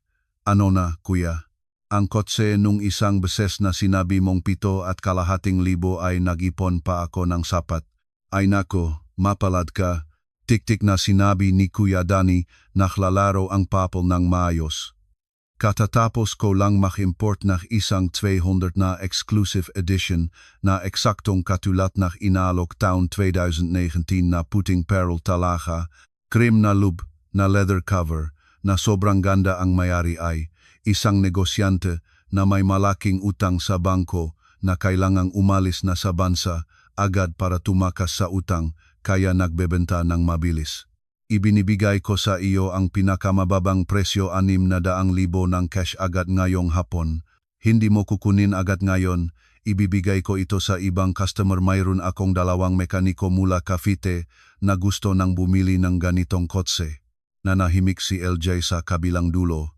Maririnig ko ng malinaw ang tunog ng paglunok ng hinlalaki niya. 600,000 ay isang nakamamatay na bilang. Mas mura ito sa merkado ng higit sa 100,000, tumatagos sa kanyang pagnanasa at pagnanasang magmukhang espesyal. Ngunit ang pinakamahalaga ay ang 600,000 ay eksakto rin ang kabuuang halaga ng pinaksanip na ipon ng buong buhay na nakatago ni Mang Renato at Aling Nena para bayaran ang deposit ng condominium. 600,000, Kuya. Ngunit kailangan ko bang magbayad ng cash sa ngayon na ngayon ba, Kuya? O na, cash kahat. Papirma ngang deed at pulisya ng nga dokumento sa loop ngang isang tuktok. Kami ay mabilis at malinaw sa negosyo. Pinagimok ni Kuya Danny. "Paano? Kukunin mo ba? Tawagan ko ang customer na ito." "Kuya Danny, ihintay ang kotse. Tiyak ngayong hapon, dadating ako. Pakiintay po ako para makahiram akong pera." Nagpumiglas si LJ at sumigaw sa telepono, natatakot na mawala ang pagkakataon. Natapos na ang tawag. Ipinagpatawat ni Trisha ang zalo. Ang dalawa ay tumingin sa isa't isa, hindi nakasundo, ngunit sabay nang umiti ng malamig na ngiti. Ang pain ay naihagis na. Ang tamat na hambok na tao ay tiyak na kumagat. Wala si LJ ng pera. "Hindi ko ibinebenta ang aking kotse. Ang tanging paraan para makuha niya ang 600,000 sa loop ng isang hapon ay ang magnakaw ng eksaktong bag ng pera ng kanyang magulang." Nang Lunes ng hapon, papalabas na akong pintuan ng opisina habang nakasabit ang bag ko. Nang ang pamilyar na anyo ni Emerson ay tumama sa aking paningin, nakatulad siya sa Mitsubishi Mirage ko sa parkingan. Balbas na hindi pa naaahit, maagap na kasuotan, mukhang kaawa-awa kaysa dati. Sa kanyang kamay ay may hawak pang plastic box na may pinritong baboy ang ulam na noon ay nagustuhan ko ng husto. Nang makita akong lumabas, mabilis na lumakad si Emerson papunta sa akin. Ang mukha ay kulubot ang lungkot. "Maricel, halos 1 oras na akong naghihintay. Bumili ako nga ulam mo sa paboritong kainan mo. Umuwi ka na sa akin. Alam ko na nakamali ako na. Kunin mo ang ulam na ito at bigyan si LJ o ang tatay at nanay mo." Naiwanan ko ang kanyang kamay. Ang tingin ko ay matulis. "Inisip mo ba na isa akong bobo? Emerson, inisip mo na hindi ko malalaman ang lihim na pagkuha mo mong pinaksanip naming ipon para bayaran ang utang sa sabong na 50,000 ni LJ? Inisip mo na ang plano nilang pilitin ako na ibenta ang aking kotse para makabili si LJ ng Merce 200 ay hindi ko malalaman." Tumigil si Emerson sa paglakat. Ang plastic box ng ulam sa kanyang kamay ay nahulog sa lupa at nagbukas ang takip. Ang sarsa ay nagkalat sa kanyang sapatos. Ang kanyang mukha ay pinalos na walang isang pata ng dugo. Ang mga mata ay napalaki sa gulat at takot. Malinaw na hindi niya inaasahan na ang lahat na itinagong maruming lihim ng pamilyang iyon ay nalantad na sa akin. Marichel, ano ang sinabi mo? Sino ang nagsabi sa iyo? Umutal si Emerson. Ang bibig ay bukas ng walang salita. Kinuha ko ang susingang kotse at pinindot para mabuksan ang pintuan ng Mirage. Bago sumakay, lumingon ako at itinaya kay Emerson ang mahinang ngiti na punong ang pamimihati. Hindi mahalaga ang nagsabi. Ang mahalaga ay umuwi ka na at mag-alala. Malapit nang may masayang palabas para mapanood. Hayaan mong sundan ang tingin ko kung kailan masisira ang balot ng pagmamataas ng inyong pamilya kung kayang ipagtanggol pa ni Emerson ang minamahal niyang kapatid. Isinara ko ng malakas ang pintuan ng kotse, sinagad ang gas. Sa salamin ng rear view, nakita ko si Emerson na nakatayo pa rin sa parkingan, namimihati at tinitingnan ang Mirage na umalis na nang mabilis sa kagipitan ng traffic. Ang malaking palabas ay nagsimula pa lamang na bumaba ang kurtina at ako ay umupo lang ng malamig at nakikinot habang sila ay nagtatalo sa isa't isa. Martes ngang gabi, ang langit ng Maynila ay dumating ngang biglang ulan na nagdadala nararamdamang lamig ng katapusan ng taglagas. Nakayuko ako sa maliit na sofa sa studio apartment sa Diliman, humihigop ng mainit na tsa ng kamomila nang biglang umugma ang telepono. Si Trisha ang tumatawag ng video call sa messenger. Kaagad na sinama ng tawag. Bago pa ako makasalita, nakita ko na ang mukha ni Trisha na nakikislap ng galak at nakangisi ng malawak hanggang sa tainga. Marichel, kung nakainom ka ng tubig, ilapak mo agad ang baso bago malason ka. Binuksan ni Trisha ang boses, sobrang excited. Buksan ang Facebook mo at pumunta sa personal na pahina ni LJ ng pamilya ninyo. Mabilis. Sumabok na ang superplot. Nakunutan akong mabilis na inilapag ang tsa sa mesa, lumipat sa app na Facebook at nahanap ng pangalan ng LJ. Isang segundo lamang, bumaba sa aking mata ang isang post na kakaalap pa lamang ng 30 minuto ngunit nakakuha ng ang 12-12 ng likes at komento mula sa mga kaibigan at kamag-anak niya sa social media. Sa larawan, si LJ ay nakasuot ng makinang na polo shirt, ang pantalon ay nakatiklop ang laylayan, ang buhok ay maingat na pinagdikit ng gel. Nakatayo siya nang nakasalap sa isang puting Mercedes C200 na kapulungan ng salamin. Ang kamay ay sadyang itinataas para makita ang relo at ang susi na may 3 bituin na logo. Ngunit ang nagpapanatag sa akin at kay Trisha nang humahagulhol ay ang linyang kalagayan na punong mura at bulok na pilosopiya na kalakip.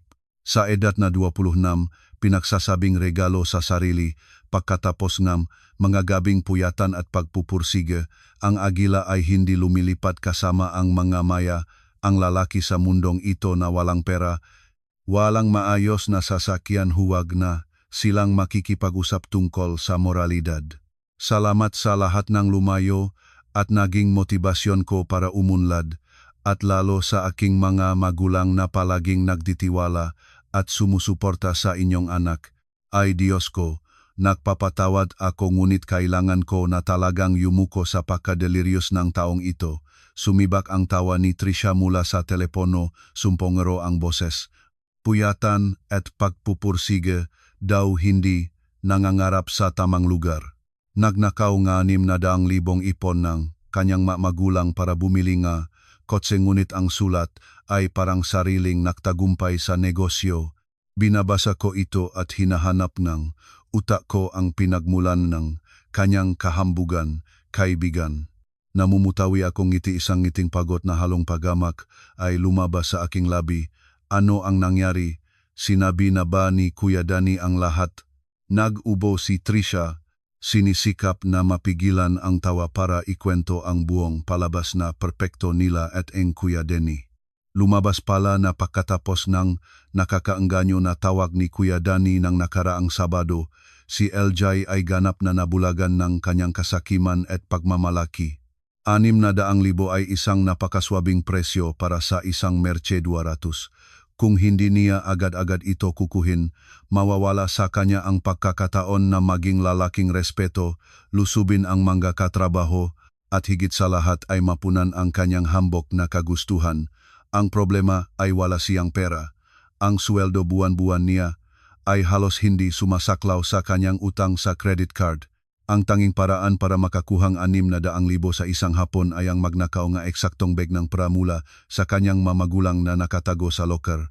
Alam ni LJ ang password.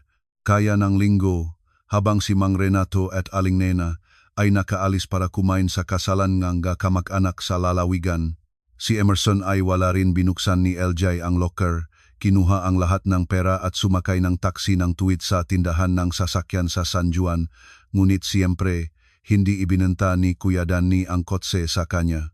Sinabi ni Kuya Danny ng diretso, ang kotse na 600,000 ay ibinenta ko na sa customer mula Bulacan ngayong umaga.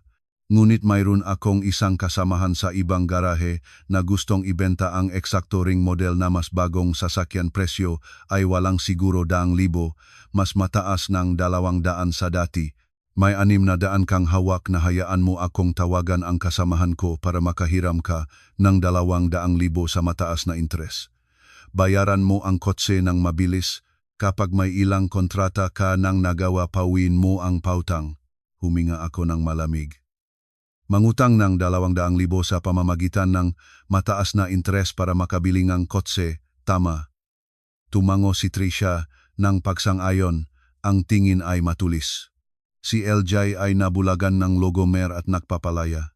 Ningas kogon ang kanyang pag-asa na kapag nabili ang magandang kotse ay makakagawa siyang malaking pera. Isinara niya ang mata at ang ilong, pumirma ng dokumento ng utang ng 200,000 sa mataas na interes sa mga nakpapautang na may masamang katangian para maiuwi ang kotse. Ngunit ang pinakamagandang bahagi ay, ang mga kotse na iyon ang kotse ay dokumentong may problema sa pag-ari, sasakyan ngang bangko na may sinasara, impossible itong may lipat sa ibang tao. Naggastos si LJ ng 800,000 para lamang makabili ng isang himpil ng bakal para magpakita sa mga tao. Hindi niya ito matatawid. Inurong ko ang ulo ko sa likod ng sofa, nahinga ng mabilis. Isang pakiramdam ng kasiyahan ang lumipas sa bawat sel, ngunit kasabay nito ay isang nakakakilig na pagkasuklam sa katangian ng mga taong dating pamilya ko. Ngayon, sabi ni Tricia, maingat na lumingon sa akin habang tinanong ako ng seryoso. Kinuha niya ang 600,000 para bumili ng kotse. Ngayong Biyernes dapat ay pupunta ang pamilya para mag-deposit ng condominium. Ano ang ipupunan nila sa paghahanda? Tiningnan ko ang maputing-putlang ulap sa labas ng bintana, dahan-dahan na nagsalita, wala, kaya naman. Hindi siya natatakot dahil salup ngang hangal niyang isipan, kumpiyansa na siya sa tagumpay. Binikas ko ang bawat salita. Naunawaan mo ba ang gawing ang pamilyang iyon? Inisip ni LJ na kapag nalantad ang pangyayari, ang pera ay ginastos na, ang bigas ay luto na. Kahit ang galit ni Mang Renato at Aling Nena ay hanggang saan lamang hindi naman nila patatamaan ang kanilang sariling pinakamahal na bunso. Hindi. Si Aling Nena ay mag-iyak naman. Magbabanta ng pagpapakamatay, magbabanta ng pagtaas ng presyon ng dugo. At sa sandaling iyon, ang taong kailangang tanggapin ang bunga ng kasalanan ay si Emerson. Si Emerson na duwad, na iniingatan ang tatay at nanay ay laluhod at mananalangin sa akin. Gagamitin ang lahat ng pressure mula sa loop ng pamilya para piliting ilabas ang 300,000 savings book at ibenta ang Mirage para mapunan ang kulang na deposit ng bahay. Inisip niya na ako pa rin ang matiisin na si Marichel ng 3 taon na nakaraan kapag itinulak sa dingding ay maghahandok ng maayos ng para maging payapa ang lahat ng tao, ngunit mali siya. Nagulat si Tricia at pagkatapos ay nagtapon ng malakas na salita. Ina naman nito, ang pagkalkula ay napakatalas na ginagamit ang hipag bilang banig para sa pag-angat, umabot na sa pinakamataas na antas ng kahambugan. Humigop ako en isa pang bigay en saa, nararamdaman ang matapang na unang panlasa at nagbibigay en tamis sa lalamunan. Gumawa siyang palabas na inakala niyang siya ang direktor. Ngunit hindi niya alam na pinutol ko na ang kanyang lubid ng kaligtasan noong nakaraang linggo. Umukma ang telepono ko. Isang mensahe ang messenger na dumating. Si Precious pa rin, Ate Marichel, kakasabi lang ni Kuya LJ na handa na ang perang lola at lolo para sa deposit ng bahay. Ngayong Biyernes, pupunta ang lahat para pumirmang kontrata. Masaya na ako, ate. Nag-aalala pa ako na masisira ang lahat. Pala naisipan ng Kuya LJ ang lahat. Siguradong nakatulong din kayo ni Kuya Emerson ng malaki. Hindi ko alam kung paano ko kayo mababayaran. Tiningnan ko ang mapag-asang mensahe ni Precious. Ang dalaga ay lulubog pa rin sa panaginip ngang isang masayang kasal kasama ang isang lalaking may kakayahan at hindi alam na nakatayo siya sa harap ngang aktibong bulkang handang sumabog.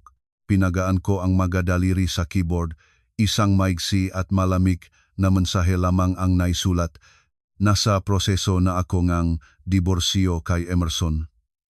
Ni isang sentimo ay hindi ko inilabas para sa pagbilingang bahay ni LJ at ang Mirage ko ay nakaparada pa rin sa parkingan ng opisina. Maging maingat ka at alamin ang lahat ng mabuti bago pa mahuli ang lahat. Agad na natanggap ang mensahe ngunit walang kahit anong tugon na dumating. Maisip ko ang maputlang mukha at ang kalituhan na umaapaw ngayon kay Precious. Lagi itong magiging lantad, tanong lamang kung mayroon bang lakas ng loob si Precious para tanggapin ito. Inilayo ang telepono, pumunta sa bintana, idiniin ang nusa malamig na salamin. Sa labas ay huminto na ang ulan. Ang mga ilawng Maynila sa gabi ay gumubok-gubok sa basa-basang kalsada. Ngayon ay Martes na 3 araw pa lamang ang natitira hanggang sa katapusang deadline ang deposit ang condominium. 3 araw pa bago buksan ni Mang Renato at Aling Nena ang walang lamang locker. 3 araw bago dumating ang nagpapuwatang sa mataas na interes para humingi ng bayad na interes. Ang hindi nakikitang bitag ay nakalagay na sa lig ng pamilyang iyon. Naghihintay lang na silang mismo ang tumuntong para sumabog ang kanilang sariling mga paa. Huminga ako ng malalim. Ang puso ko ay walang kahit kaunting bigat, bayaan silang lumundag sa sarili nilang hukay at tingnan kung paano nila ginaganap ang kanilang papel. Ang sinasabing mga matanda ay totoo, ang karayom sa bulsa ay lalabas din sa bandang huli. Sabado ng umaga, ika-15 ng Oktubre, ang langit ng Maynila ay maulap. Ang unang hanging taglamig mula sa hilaga ay dumating na, nagdadala ng nararamdamang lamig na nagbabago ng panahon.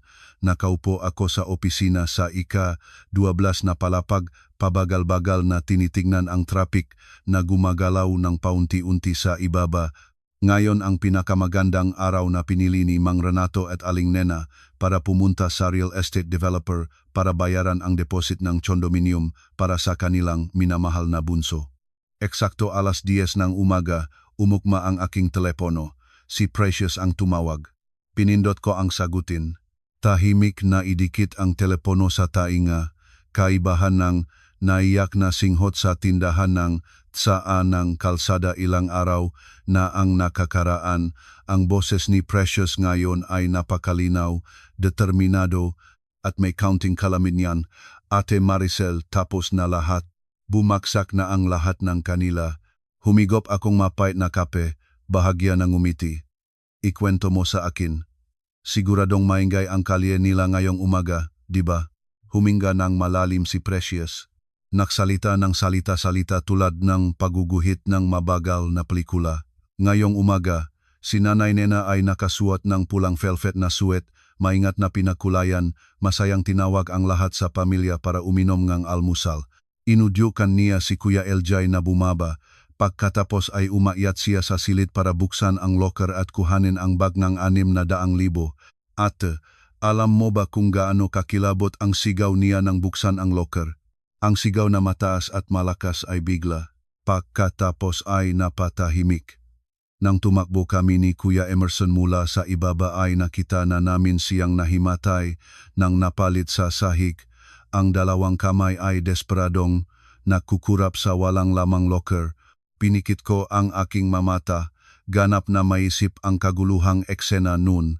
Si Aling Nena ang babae na buong buhay ay naktitipon ng bawat sentimo ng maingat, nakalkula ng lahat sa araw-araw kasama ang manugang, at sa huli ay sinaksak ng eksaktong pinakamamahal na anak ang pinakamasakit na dagok. Ano ang sumunod, paano nag-react si LJ? Tinanong ko, pantay ang boses ko. Si Tatay Renato ay pinalos ang mukha, wala ng dugo ang kulay. Hinawakan niya ang kwelyong damit ni Kuya LJ, sinapa ng 2 beses sa pisngi, dumana ang dugo sa sulok ng bibig, sumigaw siya at tinanong kung nasaan ang pera. Sa sandaling ito ay walang na maringita ako. Lumuhot si Kuya LJ, niyakap ang mapaang magulang, umiyak ng sunod-sunod. Inamin niya ang lahat, ang lihim na pagkuha na 600,000 para bumili ng Mercedes C200 na nakaparada ng mapagmalaki sa labas ng kalye. Inamin din ang plano ng gamitan ng pressure ng pamilya para pilitin si Kuya Emerson na kuhain ang aking pera dahil sigurado siyang iyak ka at kaya mong ilabas ang pera. Natawa ako ng malakas, isang mapait na tawa na kumalat sa gitnang opisina. Inisip niya ang palo niya sa akin ng masyadong mataas at inisip ang aking limitasyon ng masyadong mababa. Hindi pa tapos, ate, biglang may hapdi ang boses ni Precious. Ang magandang kotse na ipinagmalaki niya sa Facebook pala ay isang patibong pala iyon. Ngayong umaga habang magulo ang lahat sa loob, may 2 lalaking punong tato na dumating sa labas ng bakuran at nakpaparinig. Sila ay mga nakpapawatang sa mataas na interes. Si Kuya LJ na may kulang na 200,000 ay binabenahan ng masalita at pumirma ng papel ng utang sa mataas na interes para maiuwi ang kotse. Ang managpapautang ay dumating para mangolekta ng araw na interes ngayon. Nagsisigaw sila ng malakas sa labas ng bakuran. Ang mga kapitbahay ay naktitipon at naktuturo at nakusap. Ang tatay at nanay ni Kuya LJ ay nahihiya ng lubos, ang pintong ang bahay ay nakatiyak na hindi makaluwang ang mukha. Hawa ang tasa ang kape. Narinig ko ang maliwanag na tibok na puso ko na walang pagmamadali. 800,000 para sa isang piraso ng basag na metal na walang papeles, kasabay ngang isang nakabitin na utang na may mataas na interes sa ibabaw ng kanilang ulo. Ang presyong pagmamataas ng bulag na pagpapatawad at pagdadamping ng magulang ay talagang napakataas. Si Precious, at ikaw, ano na ang iyong pasya? Sa kabilang dulo ay tahimik ng ilang segundo, pagkatapos ay lumabas ang boses ni Precious ng matibay. Ibinabalik ko na ang singsing ng pagmamahalan sa mesa ng salang kanilang bahay, ate. Nagsalita ako ng malinaw at tuwid sa 2 tito na ang isang anak ng guro na mahirap ngunit may dignidad ay hindi maaring mapangasawa ang isang lalaking mapaglinlang, hambog, nagnanakaw ng ipon ng magulang, at nagplanong pagnanakaw sa hipak. Sumakay na akong jeep, ngayong tanghali ay uwi na ako sa lalawigan. Tumawag ako para magpasalamat sa iyo, ate. Kung hindi para sa iyong mensahe, nagising ako nang wala na. Ingatan mo ang sarili mo, ate. Umaasa akong makaalis ka na agad mula sa pamilyang iyon. Salamat sa iyo, naway manatili kang ligtas sa buong buhay mo. Malambot na sumagot pagkatapos ay nag-hang up. Isang umaga ng taglagas ang lumipas ng may napakagandang balita. Nang 3:00 ng hapon habang nagpapatapos ng logo para sa kliyente, muli na namang nagliwanag ang screen ng telepono. Si Emerson pa rin iyon. Pinanatili ko ang numero niya para sa sandaling ito. Pinindot ko ang sagutin at kaagad na binuksan ang speaker. Marichel, tulungan mo kami, tulungan mo ang pamilyang ito pakiusap.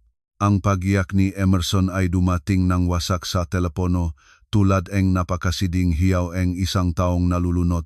Ang lahat sa aming pamilya ay gumuho na. Si LJ ay nanloko sa lahat ng tao. Ang nanay ay naratay sa ospital dahil sa sanhing nga malubhang sintomas. Ang tatay ay tumas ang presyon. Ang manakpapautang ay naktatawag tuwing oras. Nagbabanta na tatamaan at sisaksak si Eli. Maawa ka sa amin, ilabas ang ipon mo. Ibenta ang kotse para tulungan si Eli sa pagkakataong ito. Kahit gaano kita pangapihin, titiis ako. Laluhod ako sa iyo. Nakinig ako sa masalitang ito ng pagsusumamo at pag-agapay. Ang aking puso ay malamig na walang kahit isang patak ng awa ang lumabas. Ang 30 taong gulang na lalaking ito sa ganitong oras, nang gumuho ang pamilya dahil sa kasalanan kanyang sariling dugo, ay kaya lang tumingin sa isang babay na itinusok niya palabas ng bahay isang gabi sa dilim. Emerson, sinabi ko, ang boses ay payapa tulad ng lawa ng taglamig. Nakalimutan na ba niya kung ano ang sinabi ko? Ang aking pag-ari ay hindi para sa pagbibigay awa sa pagmamataas ng inyong pamilya. Sinabi mo sa akin na magbenta ng kotse at ilabas ang ipon para bayaran ang utang ni LJ sa sugal. Nang pinilit nila akong lumabas sa gabi, nasaan ka? Nang lihim kang kinuhang pinaksanip nating ipon para bayaran ang kanyang utang, nasaan ang ating mag-asawang pagmamahal? Marichel, alam ko na ang kasalanan ko. Lumaluhod ako, inaamin ko ang lahat ng ito. Nagsimulang umiyak ng malakas si Emerson mula sa telepono, umabot sa pinakakahiyahiyang antas. Inihinto ko na ang lahat. Malinaw na sinabi ko, natanggap ng korte ang aking sulat ng diborsyo. Gawin ng bawat isa ang kanyang sarili, huwag nang tumawag sa numerong ito.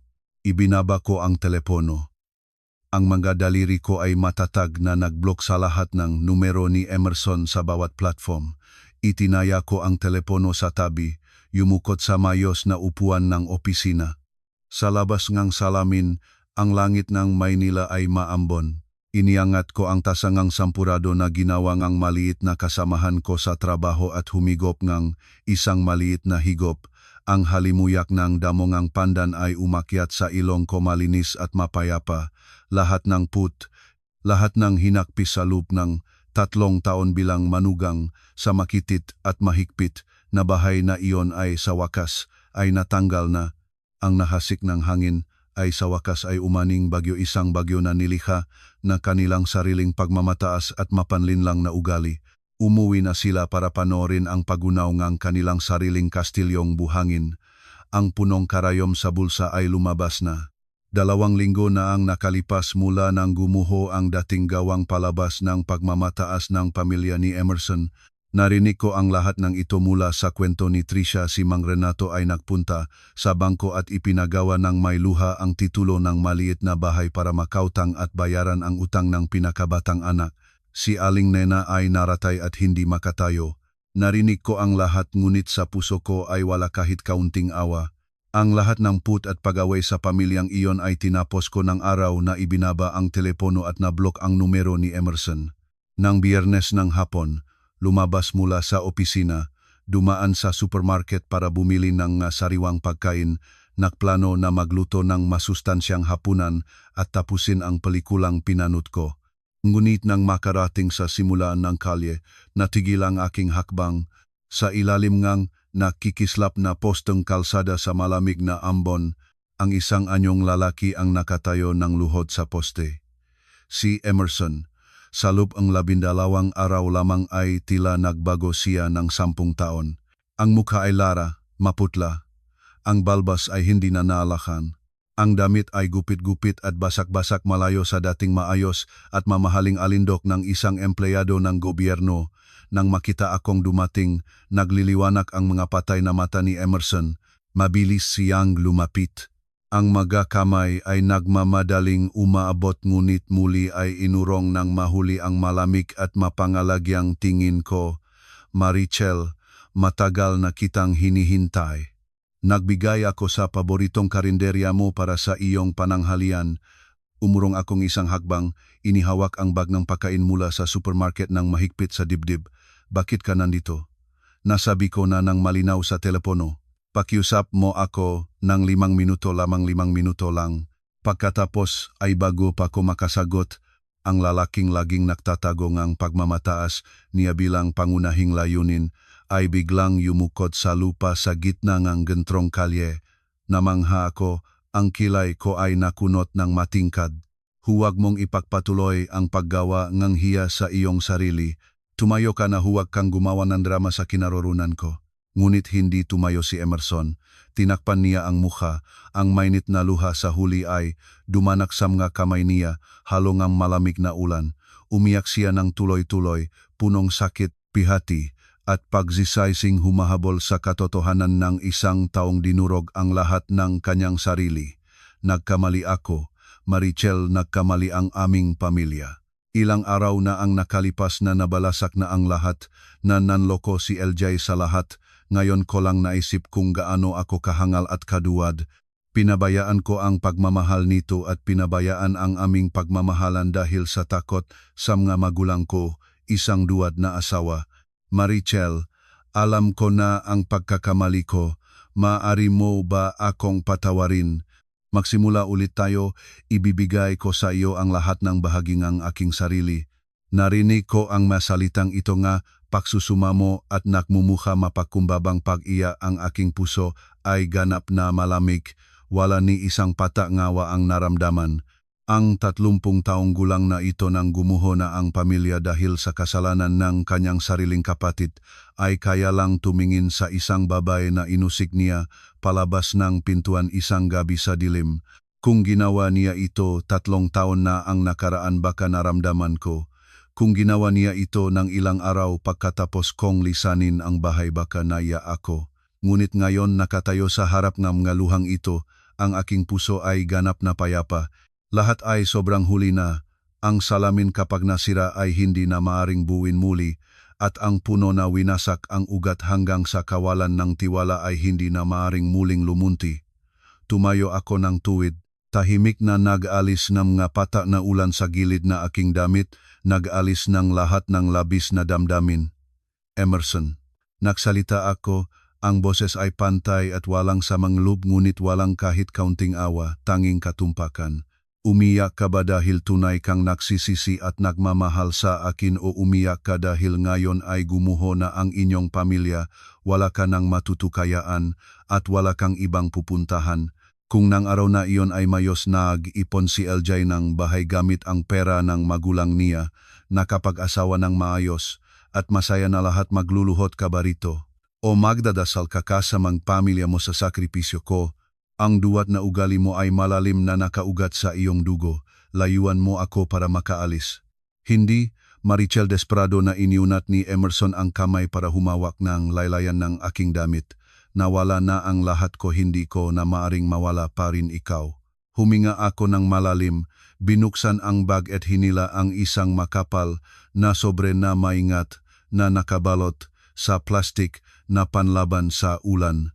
Ang sulat ng diborsyo na pinadala ko sa opisina nun ay pinalit niya sa kapotan, ngunit hindi na ito mahalaga. Sa pagkakataong ito ay inihanda ko ng maayos ang lahat. Tumayo ka na. Emerson, huwag nang pahamakin pa ang iyong sarili. Ang lalaki na naglakas ng loob ay maaring magtiis. Ito ang sulat ng diborsyo at kasunduan ng pagayos ng pag-aari na inihanda ng aking abogado. Nanginginig na tinanggap ni Emerson ang sobre. Ang mga mata ay lumipas sa mga salitang nakaprint ng matibay. Ang tanging pinaksanip na pag-aari natin sa loob ng 3 taon bukod sa utang na 50,000 lihim mong kinuha para kay LJ, ay ang kontrata ng condominium sa Marikina na kapwa tayo na huhulu ayon sa schedule. Malinaw akong nag-analisa ng tiyak at malinaw na salita. Maingat ko itong kinalkula. Ibibigay ko sa iyo ang buong bahagi ng aking pangalan sa kontratang iyon para maaari mong ibenta ito ng may pagkatalo o gawin ang anumang gusto mo para makatulong sa nag-apoy na pamilya mo. Kapalit niyon ay pipirmahan mong papel na nagkukumpirma na wala kang kahit anong karapatan o pagtatalo kaunay sa savings book na 300,000 at ang Mirage ko. Malinaw, walang pagtatalo, hiwalay ang landas ng bawat isa. Kinagat ni Emerson ang labi ng mahigpit, dumana ng dugo sa sulok ng bibig. Naunawaan niya na ang kasunduang ito ay sobrang bait at bukas palat ang aking pakikitungo. Hindi ko hinihingi ang 50,000 ninakaw niya. Pinalaya ko rin ang bahagi nga iPhone ko sa kondominium para may katakasan siya. Ang malinaw na katumpakan ko ay pinakamaliwanag na katibayan na wala na akong kahit kaunting pagmamahal. Pumirma ka na. Lunes ng 9:00 ay dapat kang nasa korte. Huwag umiwas kung hindi ka pumirma. Mag-file akong sulat ng diborsyong mag-isa. At kung iyon ang mangyari, ang hinulugang condominium ay hahatiin sa dalawa. Wala kang sapat para tulungan si LJ. Pagkatapos nito, ibinalik ko ang tingin ko. Lumiko at lumakat ng matibay at maringal pabalik sa kalye. Hindi ako lumingon kahit isang beses. Iniwan ang lalaking iyon na nakaluhod sa ulan. Alas 9 umaga ng Lunes, ang langit ay maliwanag. Masinang ng taglagas ay kumakalat, ng dilaw at maningning sa malawa na bakuran ng korte. Lahat ng proseso ay mabilis na nagpatuloy, nang hindi inaasahan. Walang komplikadong pagtatalo ng pag-ari, walang anak, at si Emerson mismo ay ganap ng gumuho, walang lakas para lumaban o manawagan. Sa harap ng hukom, pinirmahan namin ang mahuling lagda para opisyal na tapusin ang relasyon ng mag-asawa sa batas. 3 taon ng kabataan ay nakabalot sa isang manipis na desisyon. Paglabas ng bakuran ng korte, nagunat ako at huminga ng malalim. Hindi pa kailanman nararamdaman ang hangin na napakalinis at napakalaya. Dumahan-dahan si Emerson sa likod ko. Ang hitsura ay matanda ang 10 taon na, ang mukha ay walang kulay at pagod. Tumigil siya sa baitang ng pintuan. Ang tingin ay puno ng tahimik na pagsisisi tulad ng gusto pang sabihin ngunit sa huli ay hindi na. Ngumiti ako isang maliwanag, tahimik, at walang pamimilit na ngiti. Alakhan mo ang sarili mo, Emerson. Lumiko ako, at maringal at matibay na mga hakbang ang lumayo patungo sa parkingan. Ang puting Mitsubishi Mirage ay nakaparada ng tahimik sa ilalim ng punong talisay na nagpapalit ng dahon na pula. Binuksan ko ang pintong kotse at umupo sa driver's seat. Isinabit ang susi at sinimulan ang makina. Ang makina ay malakas na naktuktok. Sa rearview mirror, sumabay ang kamay ko at nagpaalam sa unti-unting nalilimitang anino ni Emerson. Paalam sa 3 taon ng pag-agos ng luha bilang manugang. Paalam sa mga bagay na nakakaratsyon na dating nagpigil sa aking buhay. Inilabas ko ang sasakyan. Ang manggulong ay dahan-dahang umikot ng tuwid patungo sa harap. Ang oras ay pinaka-epektibong gamot para gumaling mula sa sugat, lalo na kapag pinayagan mo ang iyong sarili na makalaya mula sa mga nakakaratsyon na bagay. Kalahating taon na ang lumipas mula ng umaga ng taglagas na lumabas sa pintuan ng korte. Ang Maynila ngayon ay palapit na sa katapusan. Abril. Ang panahon ng pagbabago ay mainit at maliwanag. Ang tindera ng bulaklak ng atsara ay puno ng puting mga bulaklak na palayas-palayason sa lahat ng kalye, nagdadala ng bagong buhay na sariwa at maganda. At ang aking buhay pagkatapos ng bangungot na bagyo ay nagsisimula ng mamukatkat ng pinakamaringal na mga bulaklak. Nang katapusan ng linggong ito, dinaluhan ko ang bagong himpil ng pamilya sa Pasig at sinalubong ang aking mamagulang na dumating mula sa lalawigan para bisitahin ako.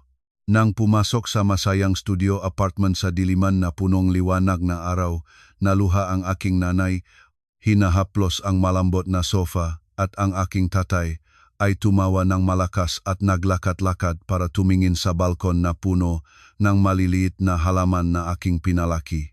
Ang hapunan ng gabing iyon walang malalaking pagkain o mahal na lutuin, isang sopas na munggo na masustansya, isang pinggan ng tortang talong, at isang pinggan ngang sinangak na baboy na may tamis-asim na sarsa na paboritong lutong lalawigan. Ngunit kaibahan sa mga malamig, mabigat na hapagkainan na puno ng pagkalkula at pagpipilit sa bahay nga dating asawa. Ang hapunan ngayong gabi ay puno ngang makulay na tawa at kwentuhan. Ang aking ama ay nagsalin ng pinakamasustansyang karne sa aking pinggan. Ang aking ina ay nakpuri at sinabing ang kanyang anak ay tila lumaki at nag-glow na kitang-kita. Nang makita ang nakakagalak na ngiti nga aking manakpalaki sa akin, nanggagat ang dulo ng ilong ko.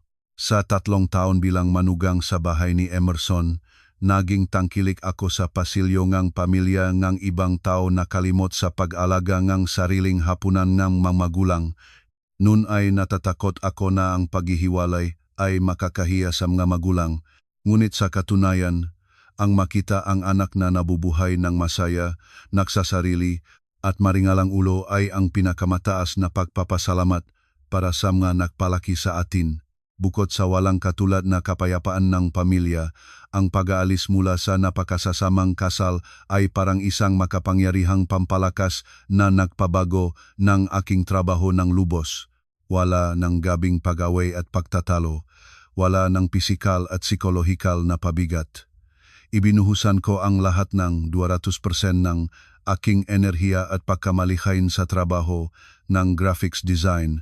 Ang malalaking proyekto ay nagtagumpay ng sunod-sunod. Ang nga disenyong may espesyal na ugnayan sa aking personalidad ay lubos na pinuri ng kliyente. At sa katapusan ng Abril, opisyal na itinanghal ng management ang aking pagtataas sa posisyon ng Deputy Head ng Design Department. Sa parehong masigla at abalang panahon ng paglago, isang bagong elemento ang dumating sa aking buhay, si Vincent, ang bagong creative director na inilipat ng kumpanya. Si Vincent, 32 taong gulang, may lalaking kagandahan, mararangyang ngunit napakamapayapa at masalang ang pakiramdam. Nang unang pumasok siya sa silid ng trabaho, parang isang bagong hangin ang dumating.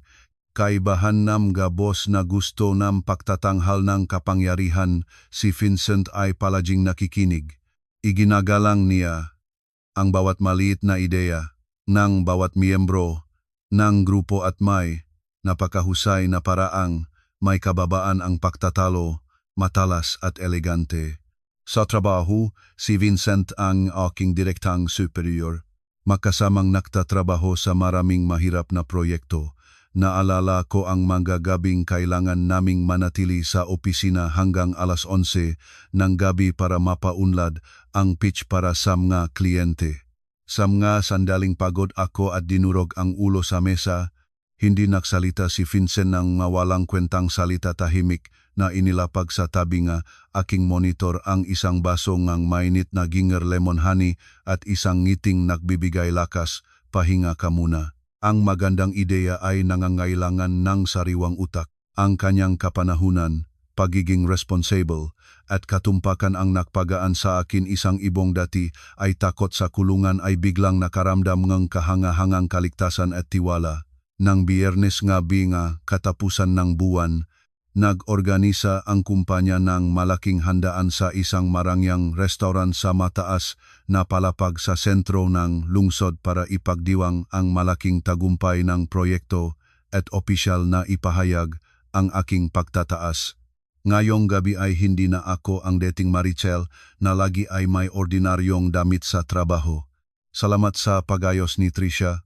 Suot ko ang buntis na bestida ng silk na asul na kulay ng berdeng oksilias na nagpapatingkat ng aking maputing balat at maayos na katawan. Ang buhok ay nakaringlet ng malaking nangs, ang labi ay may lipstick na kulay ng pulang alak. Nang itulak ko ang pintuan at pumasok sa handaan, maraming tingin nga kasamahan ang lumingon kasama na ang isang napaka-espesyal na tingin. Si Vincent ay nakatayo sa gilid ng bar counter, hawak ang baso ng pulang alak. Nang makita niya ako, ang kanyang nga mata ay nagliwanag ng matinding tingin puno ng pagpapagalang at init. Ang handaan ay lubos na masaya. Pagkatapos ng magapalakpak at maliwanag na tawag para sa pagbabago, ang tunog ng pagtataas ng baso, lumapit ako sa labas ng trasa para huminga ng sariwang hangin. Ang hangin ng gabing teginit ay bahagyang tumatahip, nagdadala ng halimuyak ng mga halamang nakatanim sa hangganan ng trasa. Ang palisdaan ng mailaw ng lungsod ay maganda at nakakaalif mula sa ibaba. Binabati kita, bagong deputy head ngayong gabi ay nagulat mo ang maraming tao. Isang malambot at malalim na boses ang tumakas sa likod. Lumingon ako, si Vincent ay papalapit. Hawak ang dalawang basong maliwanag na cocktail. Iniabot niya sa akin ang isang baso, bahagyang ngumiti. Salamat boss. Tinanggap ko ang baso, banayad na nagbasa ng kanyang, nagliha ng isang malinaw na tunog. Salamat rin sa patnubay at bukas na kalooban ng boss sa nakaraang panahon. Lumayo si Vincent sa hangganan ng trasa, tumayo sa tabi ko, ang tingin ay nakatuon sa mga malayo at malabong ilaw.